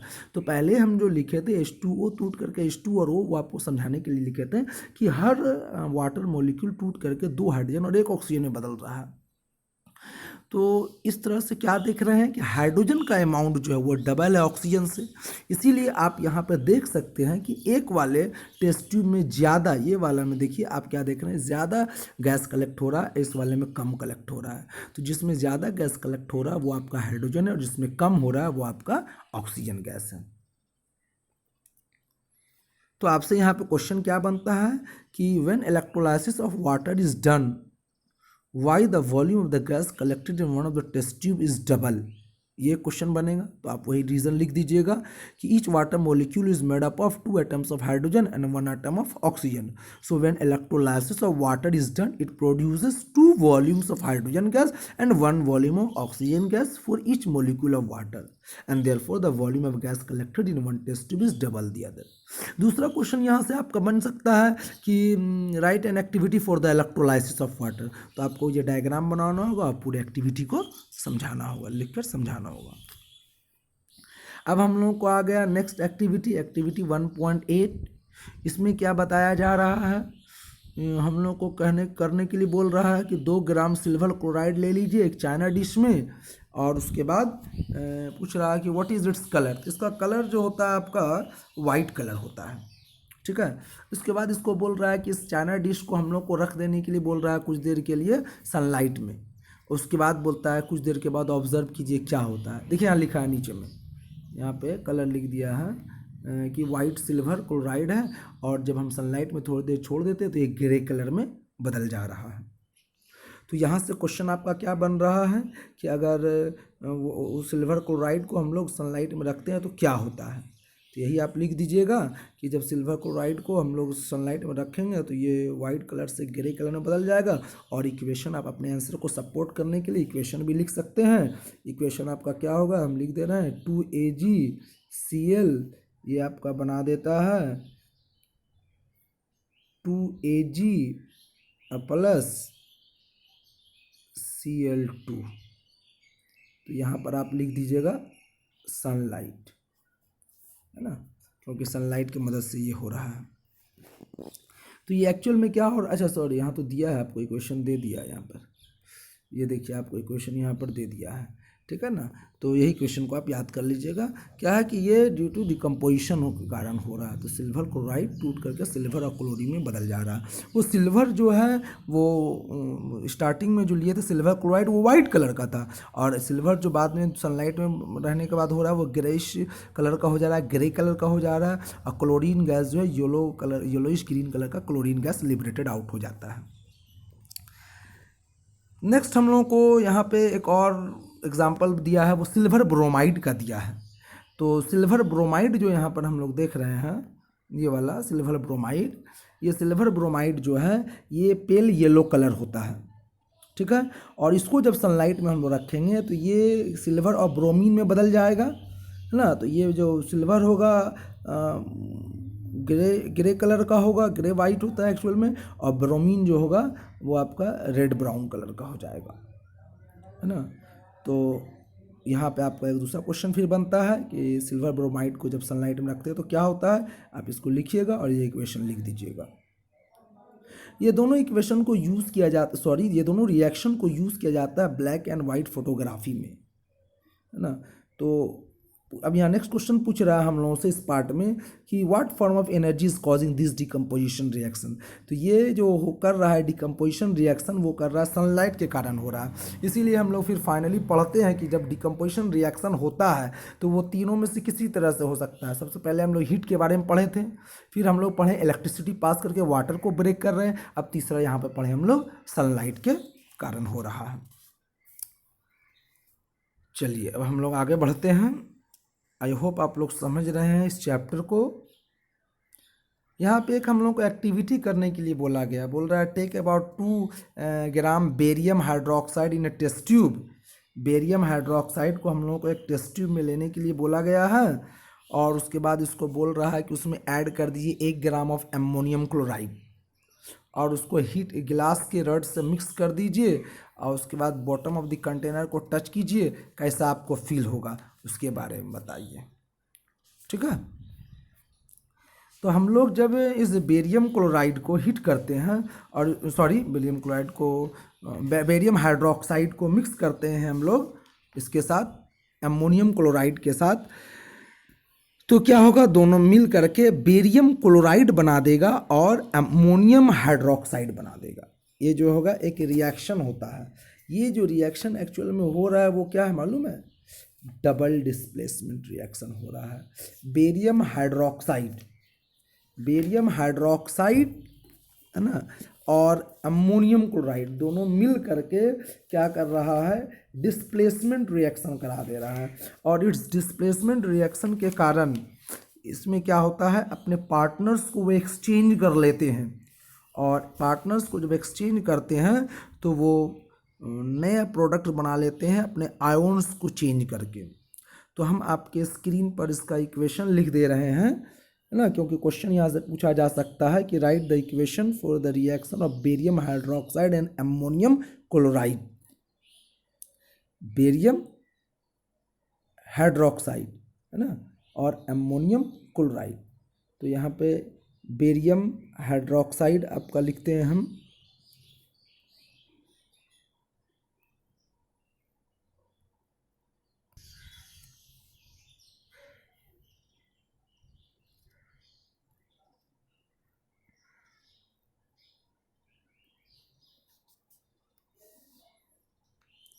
BaOH ट्वाइस, ये होता है बेरियम हाइड्रोक्साइड का फार्मूला, प्लस 2NH4Cl, है ना, C बड़ा होगा Cl। तो ये हो गया आपका अमोनियम क्लोराइड का। ये एरो हेड यहाँ पर, यहाँ ऊपर जब मैं जगह नहीं मैं यहाँ पर लिख रहा हूँ, तो ये बना देता है barium chloride BaCl2 plus 2NH3, ये अमोनिया है, अब प्लस 2H2O वाटर। तो क्या कहिएगा, यहाँ पे क्वेश्चन हम लोग से पूछ रहा है इज दिस एन एक्सोथर्मिक और एंडोथर्मिक रिएक्शन। यहाँ पर ये 4 है ना, 4 है ये NH4Cl। तो एक बार फिर से मैं पढ़ रहा हूँ, BaOH twice, BaOH bracket twice plus 2NH4Cl मिलके बनाता है BaCl2 प्लस 2NH3, ये 3 है, प्लस 2H2O। अब इसको हटा दे रहा हूँ। तो यहाँ पे एक क्वेश्चन हम लोगों से पूछा गया है कि इज दिस एन एंडोथर्मिक और एक्सोथर्मिक रिएक्शन। तो मैं आपको बता देना चाहता हूँ कि इस एक्सपेरिमेंट को करने से पहले हम लोग अगर बीकर को टच करेंगे तो वो नॉर्मल रहता है, और जब एक्सपेरिमेंट कर लेंगे उसके बाद बीकर को टच करेंगे तो आपको कूल महसूस होगा। इसका मतलब कि टेम्परेचर घटा है, इसका मतलब ये एग्जाम्पल हो गया एंडोथर्मिक रिएक्शन का। तो इस दिस एन एक्सोथर्मिक और एंडोथर्मिक, तो आंसर हो जाएगा it is an endothermic reaction. तो आपसे अगर क्वेश्चन पूछा जाता है कि एंडोथर्मिक का एग्जाम्पल दीजिए तो आप इस एग्जाम्पल को लिख सकते हैं। नेक्स्ट अब हम लोगों का आता है डिस्प्लेसमेंट रिएक्शन। तो डिस्प्लेसमेंट रिएक्शन क्या होता है ना। तो इसको पहले हम डेफिनेशन बता देते हैं, उसके बाद फिर इस एक्टिविटी को देख लेंगे। जब कोई रिएक्शन हो इस तरह से कि किसी एक कंपाउंड का एक एलिमेंट को कोई दूसरा रिएक्टिव एलिमेंट, ज़्यादा रिएक्टिव एलिमेंट हटा करके उसका जगह ले ले, तो उसको हम लोग कहते हैं डिस्प्लेसमेंट रिएक्शन। आप लोग लोअर क्लासेस में 7-8 में पढ़ चुके हैं रिएक्टिविटी सीरीज ऑफ मेटल के बारे में। वहाँ हम लोग पढ़े थे कि हाईली रिएक्टिव एलिमेंट जो होता है वो ऊपर होता है और जो लेस रिएक्टिव होता है वो नीचे होता है, और मोर रिएक्टिव एलिमेंट हमेशा लेस रिएक्टिव एलिमेंट को हटा सकता है, डिस्प्लेस कर सकता है ना। इस तरह के रिएक्शन को हम लोग क्या कहते हैं, डिस्प्लेसमेंट रिएक्शन कहते हैं। तो डेफिनेशन आप समझ गए, आप लिखना चाहते हैं लिख लीजिए। Those reaction in which one element takes the place of another element in a compound is known as displacement reaction. अब एग्जाम्पल में इसी एक्टिविटी को जो हम लोग करने वाले हैं उसी के बारे में लिख देंगे। तो चलिए हम लोग आगे बढ़ते हैं, एक्टिविटी को करते हैं। एक्टिविटी में क्या बोला गया है कि 3 आयरन नेल्स लीजिए और उसको साफ कीजिए बाय रबिंग सैंड पेपर से हम लोग साफ कर देंगे। Take 2 test tubes marked A and B। यहाँ पे हम लोगों को कई को टेस्ट ट्यूब दिखा है भाई, हाँ यहाँ पे दिखा रहा है ना 2। तो हम लोग क्या करेंगे, टेस्ट ट्यूब ले लेंगे, हाँ 2 टेस्ट ट्यूब ले लेंगे, एक में A लिख देंगे, दूसरे में B लिख देंगे, और इस टेस्ट ट्यूब में 10 ml of copper sulphate solution ले लेंगे। कॉपर सल्फेट सॉल्यूशन ले लेंगे 10 ml का, 10 ml दोनों में लेंगे, 10 ml। बोलता है कि tie 2 iron nails with a thread and immerse them carefully in the copper sulphate in test tube B for 20 minutes. 2 गो नेल को धागे से बांध करके हम लोग टेस्ट ट्यूब B में लटका देंगे 20 मिनट तक, और keep 1 iron nail aside for comparison. और बाद में हम लोग कंपैरिजन के लिए बोल रहा है उसको रखने के लिए एक को 20 मिनट के बाद बोल रहा है take out the iron nails from the copper sulphate solution, compare the intensity of the blue colour of copper sulphate solution test tube A and test tube B। बात को समझिएगा जरा सा यहाँ पर कि हम लोग 2 टेस्ट ट्यूब लिए A और B। A में भी 10 ml कॉपर सल्फेट लिए, B में भी 10 ml कॉपर सल्फेट लिए हैं, ठीक है ना। तो टेस्ट ट्यूब A में जो हम लोग लिए तो A में हम लोग कुछ नहीं डालें। A टेस्ट ट्यूब में देखिए हम लिख के बताते हैं, ये टेस्ट ट्यूब A है हमारा, ये टेस्ट ट्यूब हमारा B है मान लीजिए। इसमें दोनों में कॉपर सल्फेट लिए हैं सॉल्यूशन। इसमें हम लोग आयरन नेल नहीं लटकाते हैं, इसमें 2 आयरन नेल को लटका लिए, ठीक है। और उसके बाद 20 मिनट छोड़ दिए, उसके बाद इसमें से निकाल लेते हैं। उसके बाद हम लोग क्या देखने के हम लोग कह रहा है कि compare the intensity of the colour of copper sulphate solution both the test tubes. यहाँ नीचे वाला बोल रहा है, नीचे वाला डायग्राम में समझने के लिए, तो नीचे हम लोग चलते हैं। यहाँ पे इस डायग्राम में बोल रहा है कि दोनों के इसको कंपेयर कीजिए, ठीक है।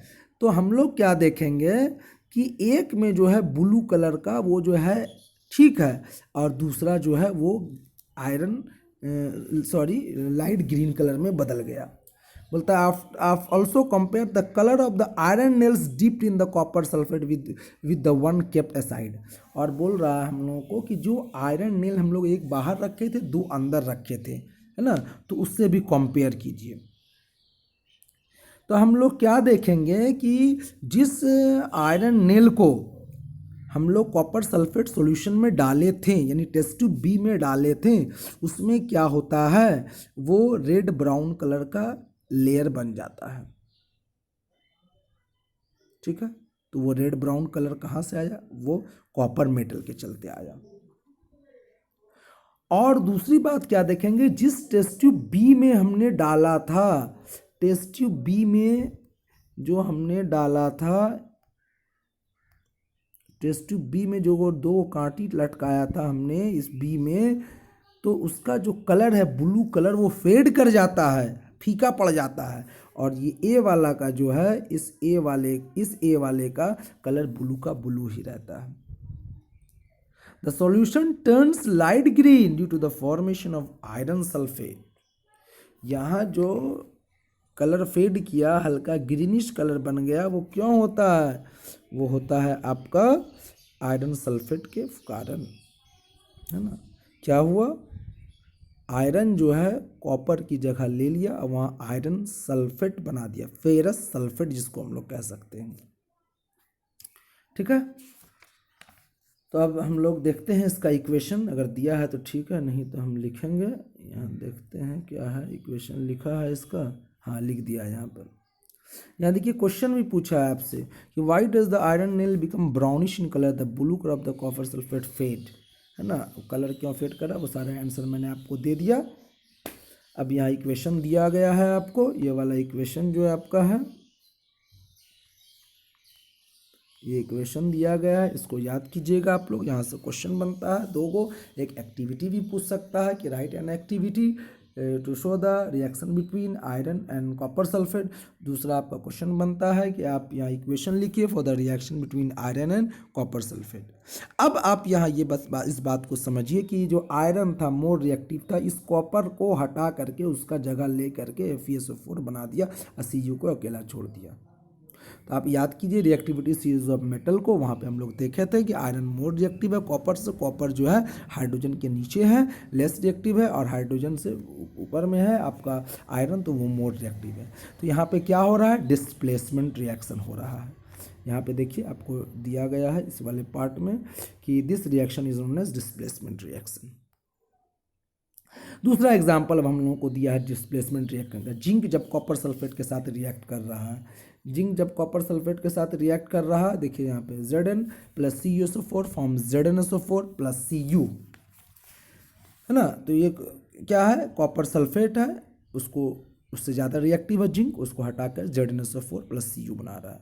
उसके आगे देखिए नेक्स्ट एग्जांपल दिया है lead plus CuCl2 form PbCl2 plus Cu, यहाँ भी वही क्या है कि डिस्प्लेसमेंट रिएक्शन हो रहा है। तो आगे हम लोग को बताया गया कि जिंक और लेड जो है मोर रिएक्टिव है कॉपर से, इसीलिए कॉपर को उसके कंपाउंड्स में से, ये कंपाउंड्स हुआ उसमें से हटा दिया और उसका जगह ले लिया। नेक्स्ट हम लोग आगे बढ़ते हैं, अब हम लोग डबल डिस्प्लेसमेंट रिएक्शन पे। अच्छा एक चीज़ और, यहाँ पे क्वेश्चन ये भी बन सकता है, ये सब इक्वेशंस भी आ सकता है, तो आप लोग इसको याद कर लीजिएगा ये दोनों इक्वेशंस को भी। क्वेश्चन आपका बनता है write the examples of displacement reaction, या आपको डायरेक्ट दे देगा write the reaction for between zinc and copper sulphate और lead and copper chloride. Next हम लोग आते हैं डबल डिस्प्लेसमेंट रिएक्शन के बारे में। तो डबल डिस्प्लेसमेंट रिएक्शन का भी पहले हम बता ही चुके, वहाँ पर जब आया था हम लोगों को अमोनियम क्लोराइड के बारे में, अमोनियम क्लोराइड था, कौन सा था वो, एगो जो हम लोग ऊपर पढ़े थे भी थोड़ी देर पहले कि रिएक्शन हो रहा है बेरियम हाइड्रोक्साइड और अमोनियम क्लोराइड वाला, है ना, उसके बारे में हम लोग पढ़े थे। तो वहाँ देखे थे क्या हो रहा था कि वो उसका जगह ले रहा था, है ना। तो वो एक तरह से हम कह सकते हैं वहाँ पे। अच्छा हम लोग आगे यहाँ देख लेते हैं डबल डिस्प्लेसमेंट रिएक्शन के बारे में, उसको अभी छोड़ देते हैं, पहले डेफिनेशन देख लेते हैं कि डबल डिस्प्लेसमेंट रिएक्शन क्या होता है। तो डबल डिस्प्लेसमेंट रिएक्शन ऐसे रिएक्शन को कहते हैं जिसमें कि दो रिएक्टेंट्स होते हैं और प्रोडक्ट्स भी दो होते हैं। तो रिएक्टेंट्स जो दो होंगे तो इस हिसाब से तब तो हम लोग देखेंगे कि वहाँ ऊपर में क्या था, 3 प्रोडक्ट्स था ना, तब तो वो डबल डिस्प्लेसमेंट रिएक्शन नहीं हुआ, ठीक है, इसीलिए मैंने उसको बोला छोड़ देने के लिए। तो हम लोग आते हैं यहाँ डबल डिस्प्लेसमेंट के बारे में। तो डबल डिस्प्लेसमेंट में क्या देखेंगे, 2 रिएक्टेंट्स होगा, 2 प्रोडक्ट्स होगा। तो दोनों रिएक्टेंट अपने अपने पार्टनर्स को यानी कि आयन्स को एक्सचेंज कर लेता है। तो यहाँ पर आप देखिए इस वाले में देखिए कि Na2SO4 है, Na यहाँ पर से क्या हो रहा है, Cl के साथ चला जा रहा है और ये NaCl बना दे रहा है, और ये Ba जो है ये SO4 के साथ चला जा रहा है, सॉरी ये वाला Ba, फिर से बताता हूँ,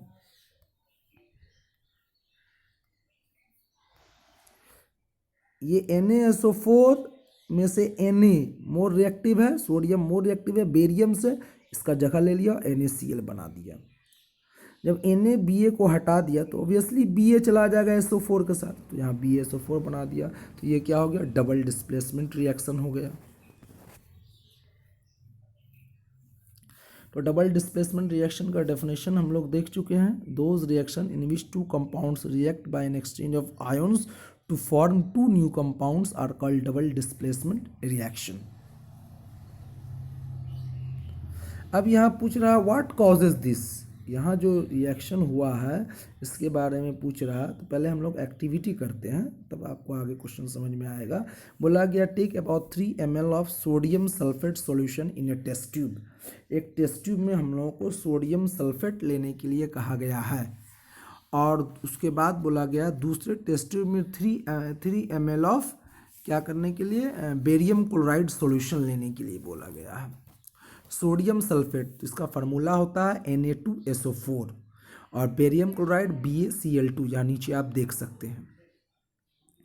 दोनों अलग अलग टेस्ट ट्यूब में हम लोग लेंगे, ठीक है, और उसके बाद इसको हम लोग क्या करेंगे, रिएक्ट कराएंगे।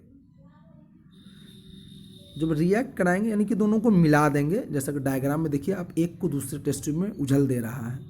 तो यहाँ पे देखिए क्या कर रहा है, यहाँ इस वाले टेस्ट ट्यूब में बेरियम क्लोराइड है और ऊपर वाले में सोडियम सल्फेट है।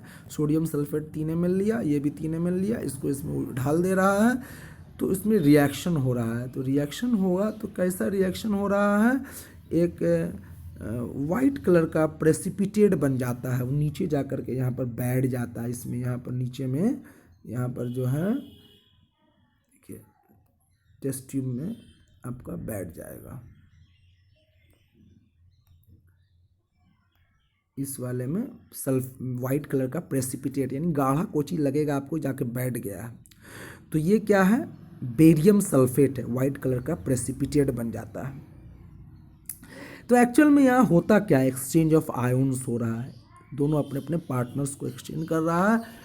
तो ये डबल डिस्प्लेसमेंट रिएक्शन का एग्जाम्पल हो गया। तो यहाँ पूछा what causes this, the white precipitate of barium sulphate is found by the reaction of BaSO4 2- and Ba2+। ये आप लोग वैलेंसी है टू इसका सल्फेट और बेरियम का, तो वो तो मिल करके बेरियम सल्फेट बना दिया है ना, और एक कटायंस और एनायंस है, दोनों मिल गया। और दूसरा प्रोडक्ट जो बना वो सोडियम क्लोराइड है, जो कि सॉल्यूशन में ही रह जाता है। सोडियम क्लोराइड क्या है, वाटर में घुलनशील है ना, सॉल्युबल है, तो सॉल्यूशन में ही रह जाता है। Such reaction in which there is an exchange of ion between the reactants are called double displacement reaction. तो आप यहाँ पर से भी इस डेफिनेशन को लिख सकते हैं कि type of reaction in which there is an exchange of ion between the reactants are called double displacement reaction. अब हम लोगों को कुछ रिकॉल करने के लिए बोल रहा है कि एक्टिविटी 1.2 में हम लोग जो लिए थे लेड नाइट्रेट और पोटाशियम आयोडाइड, बोला what is the colour of the precipitate formed. ये आपको हम पहले ही बता चुका हूँ। तो वहाँ पे जो है येलो कलर का प्रेसिपिटेट बन रहा था, है ना, वो आपका रिएक्शन हो रहा था लेड नाइट्रेट और पोटाशियम आयोडाइड का। तो लेड आयोडाइड जो बन रहा था वही था आपका प्रेसिपिटेट, और वही नीचे जा करके येलो कलर का प्रेसिपिटेट बैठ जाता है। तो इस तरह से वो भी आपका यहाँ पे क्वेश्चन में पूछ दिया गया है, तो आप उसको लिख सकते हैं। Right the balance chemical equation for this reaction, is this also A double displacement reaction. तो चूंकि इसमें दो रिएक्टेंट्स हैं और दोनों अपने अपने आयन्स को एक्सचेंज करके न्यू प्रोडक्ट जो बना रहा है वो एक्सचेंज किया हुआ आयन्स के साथ है, तो इसीलिए वो भी डबल डिस्प्लेसमेंट रिएक्शन ही होगा, और उसका भी आप उसको एक एग्जाम्पल में लिख सकते हैं। तो पूछता है is this also A double displacement reaction, तो आप लिखिएगा yes it is A double displacement reaction. Equation मैं आपके स्क्रीन पर लिख दे रहा हूँ।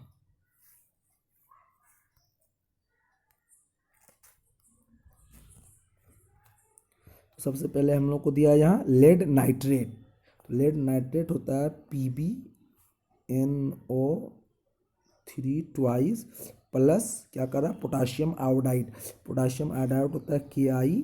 इसको जब हम लोग रिएक्शन कराएंगे तो बनाएगा, इसका आयन्स एक्सचेंज होगा, तो पोटाशियम ज़्यादा रिएक्टिव है लेड से, तो पोटाशियम नाइट्रेट बना देगा, KNO3 बना देगा, और प्लस PbI2 बना देगा।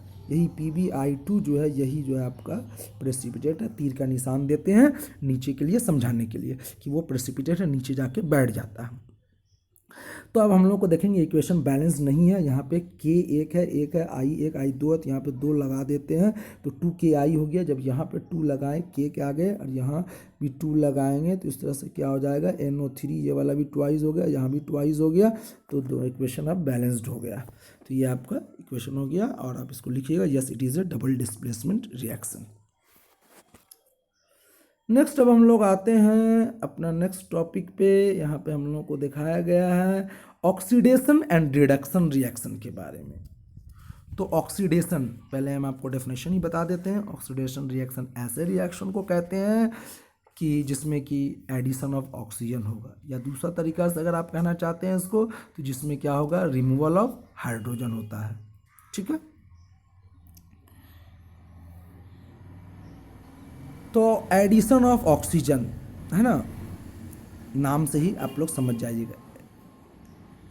अब हम लोग आते हैं एक्टिविटी पे। यहाँ पे दिया हुआ है कि heat A China dish containing 1 gram of copper powder, what do you observe. बोलता है हीट कीजिए कॉपर को, क्या होगा।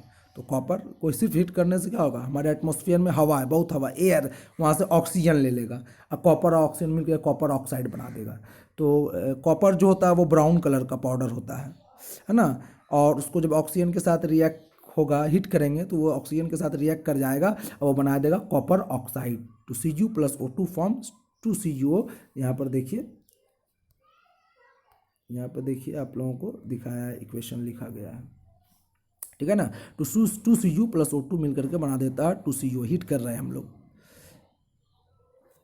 तो कलर जो था वो कॉपर का रेड ब्राउन होता है, हीट करने के बाद वो ब्लैक कलर में बदल जाता है। यहाँ क्वेश्चन पूछा है आपसे कि why has this black substance formed, तो आप आंसर में लिख सकते हैं this black substance has formed because of the reaction between copper with the oxygen from the atmosphere. ठीक है, अब आगे बढ़ते हैं हम लोग। अब आगे पूछ रहा क्वेश्चन कि if hydrogen gas is passed over this heated copper, the black coating on the surface turns brown as the reverse reaction takes place and copper is obtained। तो क्या होता है कि अगर हाइड्रोजन को हम पास कर देंगे इस हीटेड वाले कॉपर पे, सॉरी कॉपर ऑक्साइड से, तो क्या होगा, ये वापस फिर से वापस जो होता है कॉपर में बदल जाता है। तो क्या होता है, हम लोग रिएक्टिविटी सीरीज में पढ़े हैं कि हाइड्रोजन के नीचे कॉपर होता है, तो हाइड्रोजन फिर क्या करेगा, कॉपर को हटा देगा और वो बना देगा Cu प्लस H2O। तो यहाँ क्या हो रहा है, जिससे सिर्फ डिस्प्लेसमेंट रिएक्शन हो रहा है, सिंगल डिस्प्लेसमेंट रिएक्शन, है ना। तो ये रिवर्स हो जाता है, फिर से वापस कॉपर ऑब्टेन हो जाता है। तो यहाँ पे क्वेश्चन बन गया आपका, व्हाट इज ऑक्सीडेशन, है ना, उसका एग्जाम्पल दीजिए ऑक्सीडेशन रिएक्शन का। तो आप लिख सकते हैं ऑक्सीडेशन रिएक्शन का, ऑक्सीडेशन का डेफिनेशन, व्हाट इज ऑक्सीडेशन ना, ऑक्सीडेशन क्या है। तो ऑक्सीडेशन का आप डेफिनेशन लिखिएगा, such type of reaction in which there is addition of oxygen और there is removal of hydrogen is known as oxidation reaction. Next हम लोगों का क्वेश्चन है, यहीं से बनता है कि what happens copper is heated with oxygen. तो ये वाला आप लिखिएगा इक्वेशन को।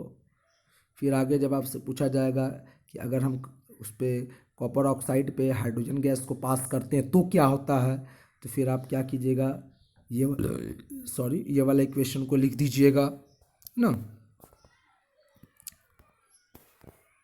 अब यहाँ आगे हम लोग देखते हैं, बोलता है if a substance gains oxygen during reaction is said to be oxidised. तो कोई सब्सटेंस अगर ऑक्सीजन गेन करता है तो वो कहते हैं कि वो ऑक्सीडाइज्ड हो गया। अगर कोई सब्सटेंस ऑक्सीजन लूज करता है तो उसको हम लोग कहते हैं रेड्यूस्ड हो गया। उसी तरह से हम लोग पढ़ेंगे, आगे दिया होगा कि जब कोई हाइड्रोजन का एडिशन होता है तो वो रेड्यूस्ड कहलाता है, और रिमूवल ऑफ हाइड्रोजन होता है तो वो ऑक्सीडाइज्ड कहलाएगा। तो हम लोग इसीलिए ना डेफिनेशन में ऑक्सीडेशन में कहें कि the reaction in which there is addition of oxygen और there is removal of hydrogen, इसको ऑक्सीडेशन रिएक्शन। रिडक्शन में कहें कि the type of reaction in which there is addition of hydrogen और removal of oxygen is called reduction reaction. तो अब हम यहाँ पे हम लोग इस एक्टिविटी, ये वाला 1.29 ये जो देख रहे हैं आप, ये वाला इक्वेशन में, ये वाला में क्या देख रहे हैं कि Cu प्लस H2 मिलकर के Cu प्लस H2O बन रहा है। तो इस वाले में क्या हो रहा है, कॉपर ऑक्साइड जो है ऑक्सीजन को लूज कर रहा है। तो यहाँ हम क्या कहें, कॉपर ऑक्साइड जो है रेड्यूस्ड हो रहा है ना। और जो रेड्यूस्ड हो रहा है वहाँ पे ऑक्सीजन लूज कर रहा है, जहाँ ऑक्सीजन का लूजिंग होता है वो आपका क्या कहलाता है, रिडक्शन। यहाँ देखिए कॉपर ऑक्साइड कॉपर में बदल रहा है, लॉस ऑफ ऑक्सीजन हो रहा है, रिडक्शन। अच्छा, हम ये बताएं कि एडिशन ऑफ ऑक्सीजन से क्या होता है, ऑक्सीडेशन। तो यहाँ इस वाले पार्ट में देखिए हाइड्रोजन में ऑक्सीजन ऐड हो रहा है, तो ये क्या हो गया, ऑक्सीडेशन। आई होप आप लोग समझ रहे हैं। अगर आप लोग नहीं समझे हैं तो दोबारा इस वीडियो को देखिएगा, रिपीट कीजिए, आगे पीछे करके देखिए, बार बार देखिए, और आई होप आप लोग समझ जाइएगा।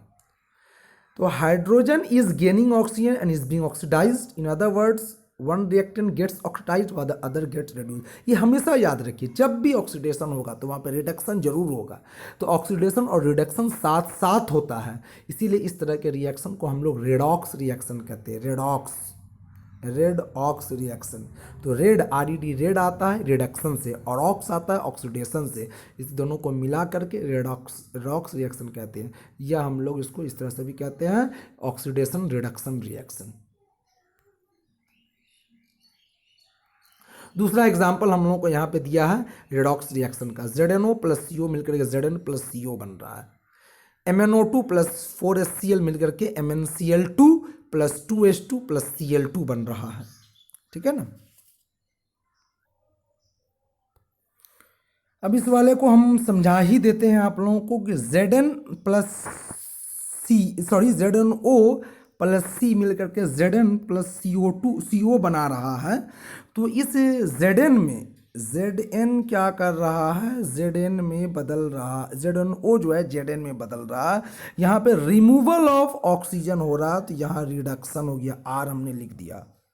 और यहाँ C वाले पार्ट में क्या हो रहा है, ऑक्सीजन का एडिशन हो रहा है, ये ऑक्सीडेशन हो गया, हमने O लिख दिया। नेक्स्ट दूसरा समझाते हैं, ये वाला को।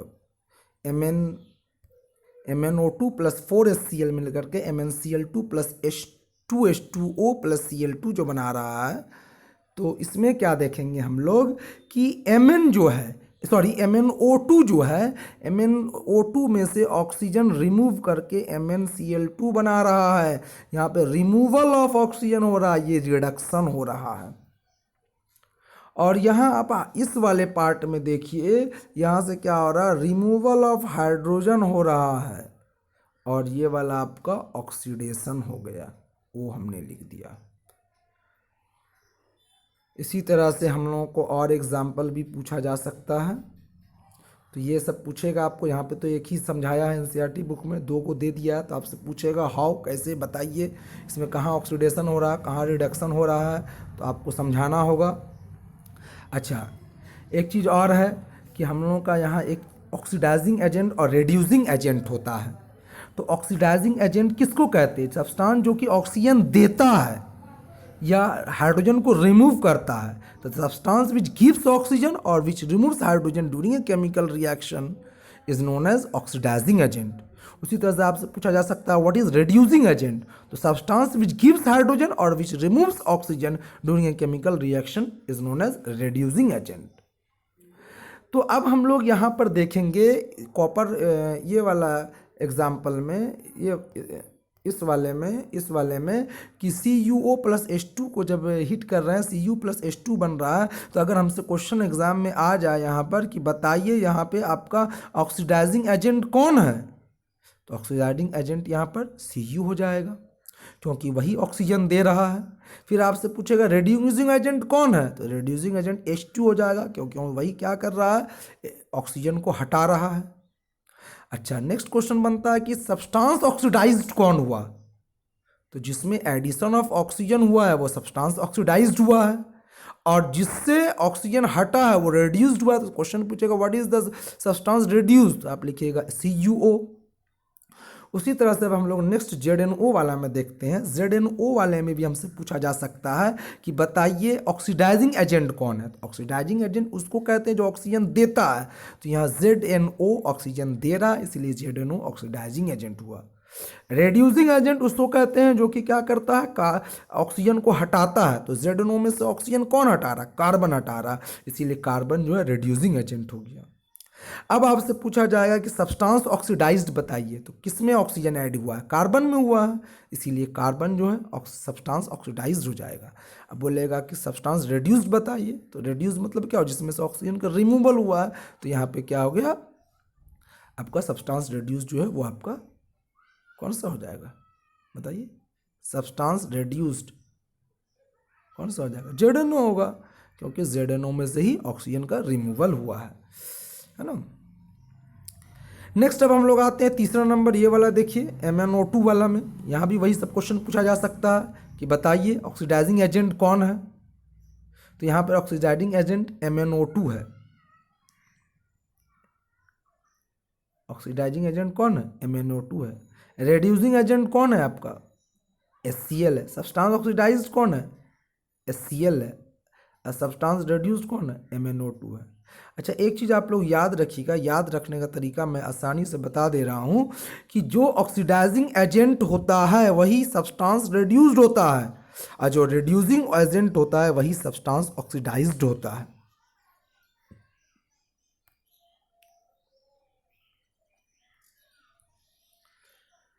अब हम लोग चैप्टर के लास्ट पार्ट में पहुंच रहे हैं।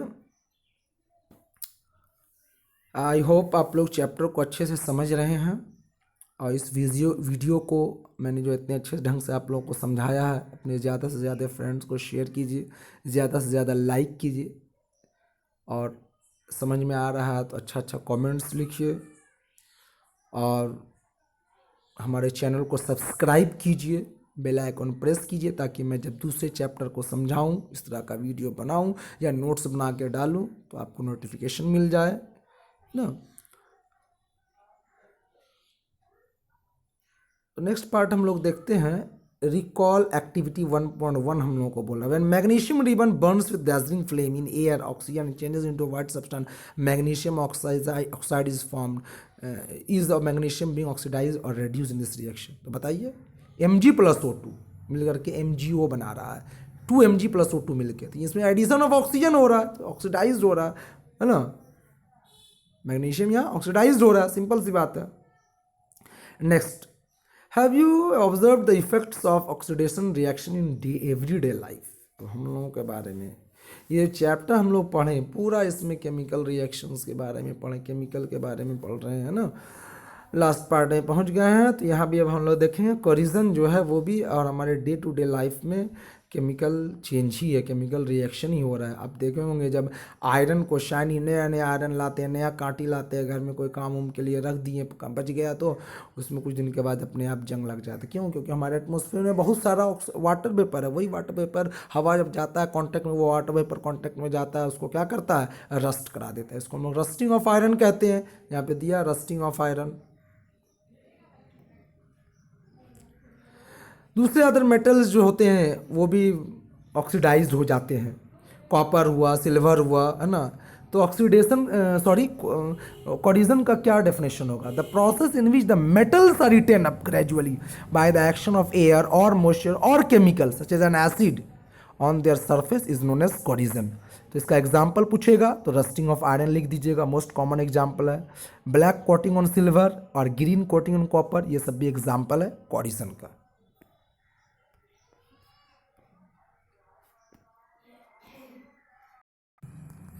नेक्स्ट हम लोग स्टार्ट करते हैं रिकॉल एक्टिविटी 1। यहाँ पे हम लोग को लिखा गया है, तो इसमें बोला गया है कि where a magnesium ribbon burns with dazzling flame in air and changes to white substance magnesium में ऑक्सीडाइज्ड और रेड्यूस्ड। यहाँ पर देखिए आप लोग, ये जो क्वेश्चन मैंने पढ़ा यहाँ पर था, तो हम लोग याद करेंगे उस एक्टिविटी 1.1 में। तो वहाँ देखे थे मैग्नीशियम रिबन को बर्न कर रहे थे ऑक्सीजन में, तो ये 2Mg+O2 मिलकर के 2MgO बना रहा था। तो वहाँ एडिशन ऑफ ऑक्सीजन हो रहा है, इसीलिए वो ऑक्सीडाइजेशन रिएक्शन हो रहा है। तो यहाँ क्वेश्चन पूछ रहा है इज मैग्नीशियम भी ऑक्सीडाइज और रेड्यूज, तो आपका आंसर होगा मैग्नीशियम इज बीइंग ऑक्सीडाइज्ड। देखिए मैंने बहुत मेहनत से इस वीडियो को बनाया है और आप लोगों को समझाने का कोशिश किया है। तो हमारे इस वीडियो को आप लोग अच्छे ढंग से देखिए, बार बार देखिए, चैप्टर पूरा एकदम समझ में आ जाएगा, क्योंकि मैंने पूरा अपना कोशिश किया है कि बेस्ट तरीक़ा से आप लोगों को समझाऊं। हमारे इस वीडियो को ज़्यादा से ज़्यादा लाइक कीजिए, ज़्यादा से ज़्यादा शेयर कीजिए, ताकि बहुत सारे बच्चे इसका फ़ायदा उठा सकें। और हमारे चैनल को सब्सक्राइब कीजिए और बेल आइकन को प्रेस कीजिए, ताकि जब मैं इस तरह का वीडियो बनाऊं तो आपका इसका नोटिफिकेशन आपको मिल जाए।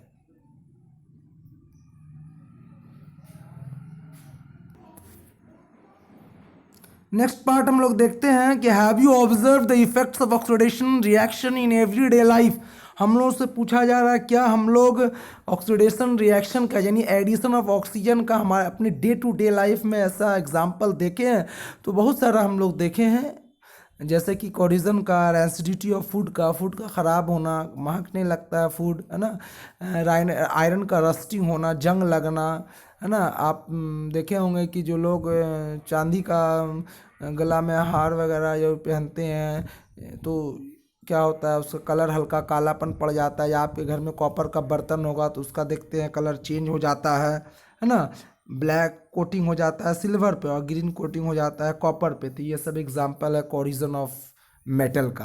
तो अब हम लोग को यहाँ से क्वेश्चन बनता है कि व्हाट इज कोरिजन। तो कोरिजन का डेफिनेशन हो जाएगा the process in which metals are return up gradually by the action of air, moisture और chemical such as an acid on their surface is known as corrosion. Example आप लिख दीजिएगा rusting of iron, most common example है ये। उसके बाद दूसरा example लिख दीजिएगा black coating formation on silver, green coating formation on copper.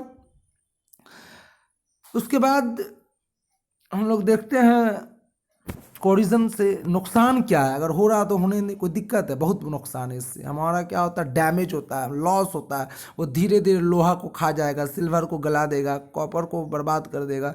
इस तरह से वो हमें लॉस करता है, फाइनेंशियली लॉस होता है। हम लोग को सालों साल लोहे का सामान को, कई गेट वगैरह जो होता है, देखे होंगे आपके घर में, अगर पुराना हो गया 5 साल 10 साल हो गया, पानी लग रहा है, ख़राब हो गया, तो उसको चेंज करना पड़ता है। तो रस्टिंग ऑफ आयरन अच्छा नहीं है, तो वो कोरिजन ऑफ मेटल है आयरन का। Corrosion causes damage to car bodies, bridges, iron railing, ships and to all other objects made of metal। ये आप समझ ही गए, स्पेशली आयरन को, चीज़ों को, लोहे की चीज़ों को ये ख़राब करता है। Corrosion of iron is a serious problem और every year an enormous amount of money is spend to replace damaged iron. तो आप समझ गए कितना रुपया बर्बाद होता है आयरन जो ख़राब हो गया, कोरिजन हो गया, रस्ट हो गया, उसको चेंज करने में। नेक्स्ट हम लोगों का टॉपिक है, लास्ट टॉपिक इस चैप्टर का, रेंसिडिटी। तो रेंसिडिटी क्या होता है? The condition produced by aerial oxidation of fats and oil in the food marked by unpleasant smell and taste is known as rancidity. यानी कि खाना जिसमें कि फैट्स है और ऑयल्स है, उसमें क्या होता है, एरियल ऑक्सीडेशन, यानी कि ऑक्सीजन जो है मिलता है और क्या होता है, ऑक्सीडाइज कर देता है फूड को, और इसके कारण उस खाने का महक बदल जाता है। सिर्फ महक ही नहीं, उसका टेस्ट जो है वो बदल जाता है, ख़राब लगने लगता है, हम लोग को खाने में अच्छा नहीं लगता है, हम लोग उसको कहते हैं वो फूड स्पॉइल्ड हो गया है ना। तो ऐसा क्यों होता है? ऐसा लॉन्ग टाइम तक खाना को छोड़ देने से होता है, खासकर गर्मी के दिनों में ज़्यादा ऐसा होता है। तो वहाँ क्या हो रहा है, ऑक्सीडेशन ऑफ फूड हो रहा है, ठीक है। तो इसको हम लोग कहते हैं रेंसिडिटी। पोटैटो चिप्स वगैरह जो है ये सब अगर छोड़ दें वो भी अनप्लेजेंट स्मेल होने लगता है। Keeping food in a airtight container helps to slow down oxidation. Do you know that chips manufacturer usually flush bags of chips with gas such as nitrogen? तो अब आपसे यहाँ पे क्वेश्चन पूछ सकता है व्हाट इज रेंसिडिटी। तो आप डेफिनेशन हम बता दिए, वो आप लिख दीजिए। पूछा जाए कैसे हम रोक सकते हैं, या आप जब कुरकुरे लेज वगैरह खाते हैं तो उसमें देखते होंगे, आप कहते भी होंगे कि जितना लेज कुरकुरे नहीं दिया उससे बेसिकली उसमें गैस ही भर दिया। तो अगर नहीं भरेगा तो वो ख़राब हो जाएगा, क्योंकि कितना दिन तक पैक होकर रखा रहता है, कब हम लोग खरीदते हैं, कब कंपनी में बनती है, कब आता है। तो इसीलिए उसमें नाइट्रोजन गैस उसमें फिल रहता है ताकि वो ख़राब नहीं हो। तो यहाँ से एक लास्ट क्वेश्चन बनता है कि what are the methods to prevent rancidity of food. तो यहाँ पर तो नहीं दिया डिटेल में, हम बता दे रहे हैं कि इसको एक तरीका है, आप लिख सकते हैं कि एक तरीका कि keeping food in air tight container, यानी हवा नहीं जाने देंगे, एक बार बंद कर दिए, टाइट से ढक्कन बंद कर देंगे तो वो रेंसिड नहीं होगा। दूसरा है keeping the food in refrigerator, fridge वगैरह में भी हम लोग रखते हैं तो खाना खराब नहीं होता है, फ्रिज ऑन रखना पड़ेगा, इन्हें को ऑफ करके रख दीजिएगा। नेक्स्ट है storing food away from sunlight, धूप वगैरह में छोड़ दिया जाए तो ख़राब हो जाता है। चौथा तरीका हो गया packing fat and oil containing food in nitrogen gas, जो कि हम पहले ही बता चुके हैं। और लास्ट तरीका जो है, जो कि यहाँ पे नहीं दिया गया है, ये हम लोगों का है कि एंटीऑक्सीडेंट्स, यहाँ से ब्रैकेट में लिख दिया एंटीऑक्सीडेंट्स, है ना, नाम नहीं दिया है। तो ये होता है BHA और BHT। BHA का फुल फॉर्म होता है ब्यूटिलेटेड हाइड्रो ऑक्सी एनिसोल, हम आपके स्क्रीन पर लिख दे रहे हैं। BHA का फुल फॉर्म BHA का फुल फॉर्म ब्यूटिलेटेड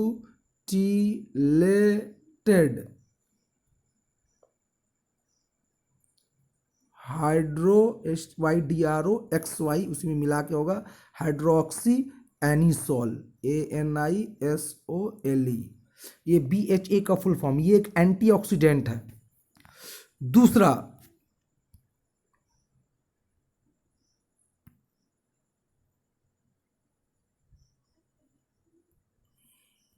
दूसरा होता है BHT। BHT का फुल फॉर्म वही होगा ब्यूटिलेटेड हाइड्रोक्सी, है ना, टी में सिर्फ टॉलिन डाल दीजिएगा, TOLUENE। BHT butylated हाइड्रोक्सीटोलिन। तो ये दो तरह के एंटीऑक्सीडेंट्स है जो बाज़ार में मिलते हैं। इसको डाल देने से फूड में वो फूड ख़राब नहीं होगा, लेकिन ज़्यादा अमाउंट में डालने से नुकसान होता है, इंजीरियस टू हेल्थ है। ये चैप्टर ख़त्म हो गया है एंड आई होप आप लोग चैप्टर को समझ गए होंगे। मैंने पूरा कोशिश किया इस चैप्टर को बेस्ट तरीक़ा से आप लोगों को समझाने का। आप लोग को समझ में आ गया है, मेरे पढ़ाने का तरीका पसंद आया है, तो आप लोग हमारे इस वीडियो को ज़्यादा से ज़्यादा लाइक कीजिए, शेयर कीजिए, कमेंट्स कीजिए, हमारे इस चैनल को सब्सक्राइब कीजिए, बेल आइकन को प्रेस कीजिए ताकि जब दूसरे चैप्टर का मैं बनाऊं तो आपको नोटिफिकेशन मिल जाए। और मैंने डिस्क्रिप्शन में लिंक दे दिया है नोट्स का, जो मैंने नोट्स तैयार किया है, उसको आप लोग उस लिंक पे क्लिक करेंगे तो आप वहाँ जा कर के नोट्स भी लिख सकते हैं। और जब मैं इस चैप्टर का NCERT सारे क्वेश्चंस का आंसर्स बनाऊंगा और उसको तैयार कर लूँगा, अपलोड करूँगा यूट्यूब पे, तो मैं उसका उसका लिंक भी डिस्क्रिप्शन में डाल दूँगा फिर आगे चल के, तो आप उसको भी देख सकते हैं। या आप हमारे चैनल को सब्सक्राइब कर लीजिएगा तो आपको नोटिफिकेशन मिल ही जाएगा। ठीक है, wish you all the best, thank you.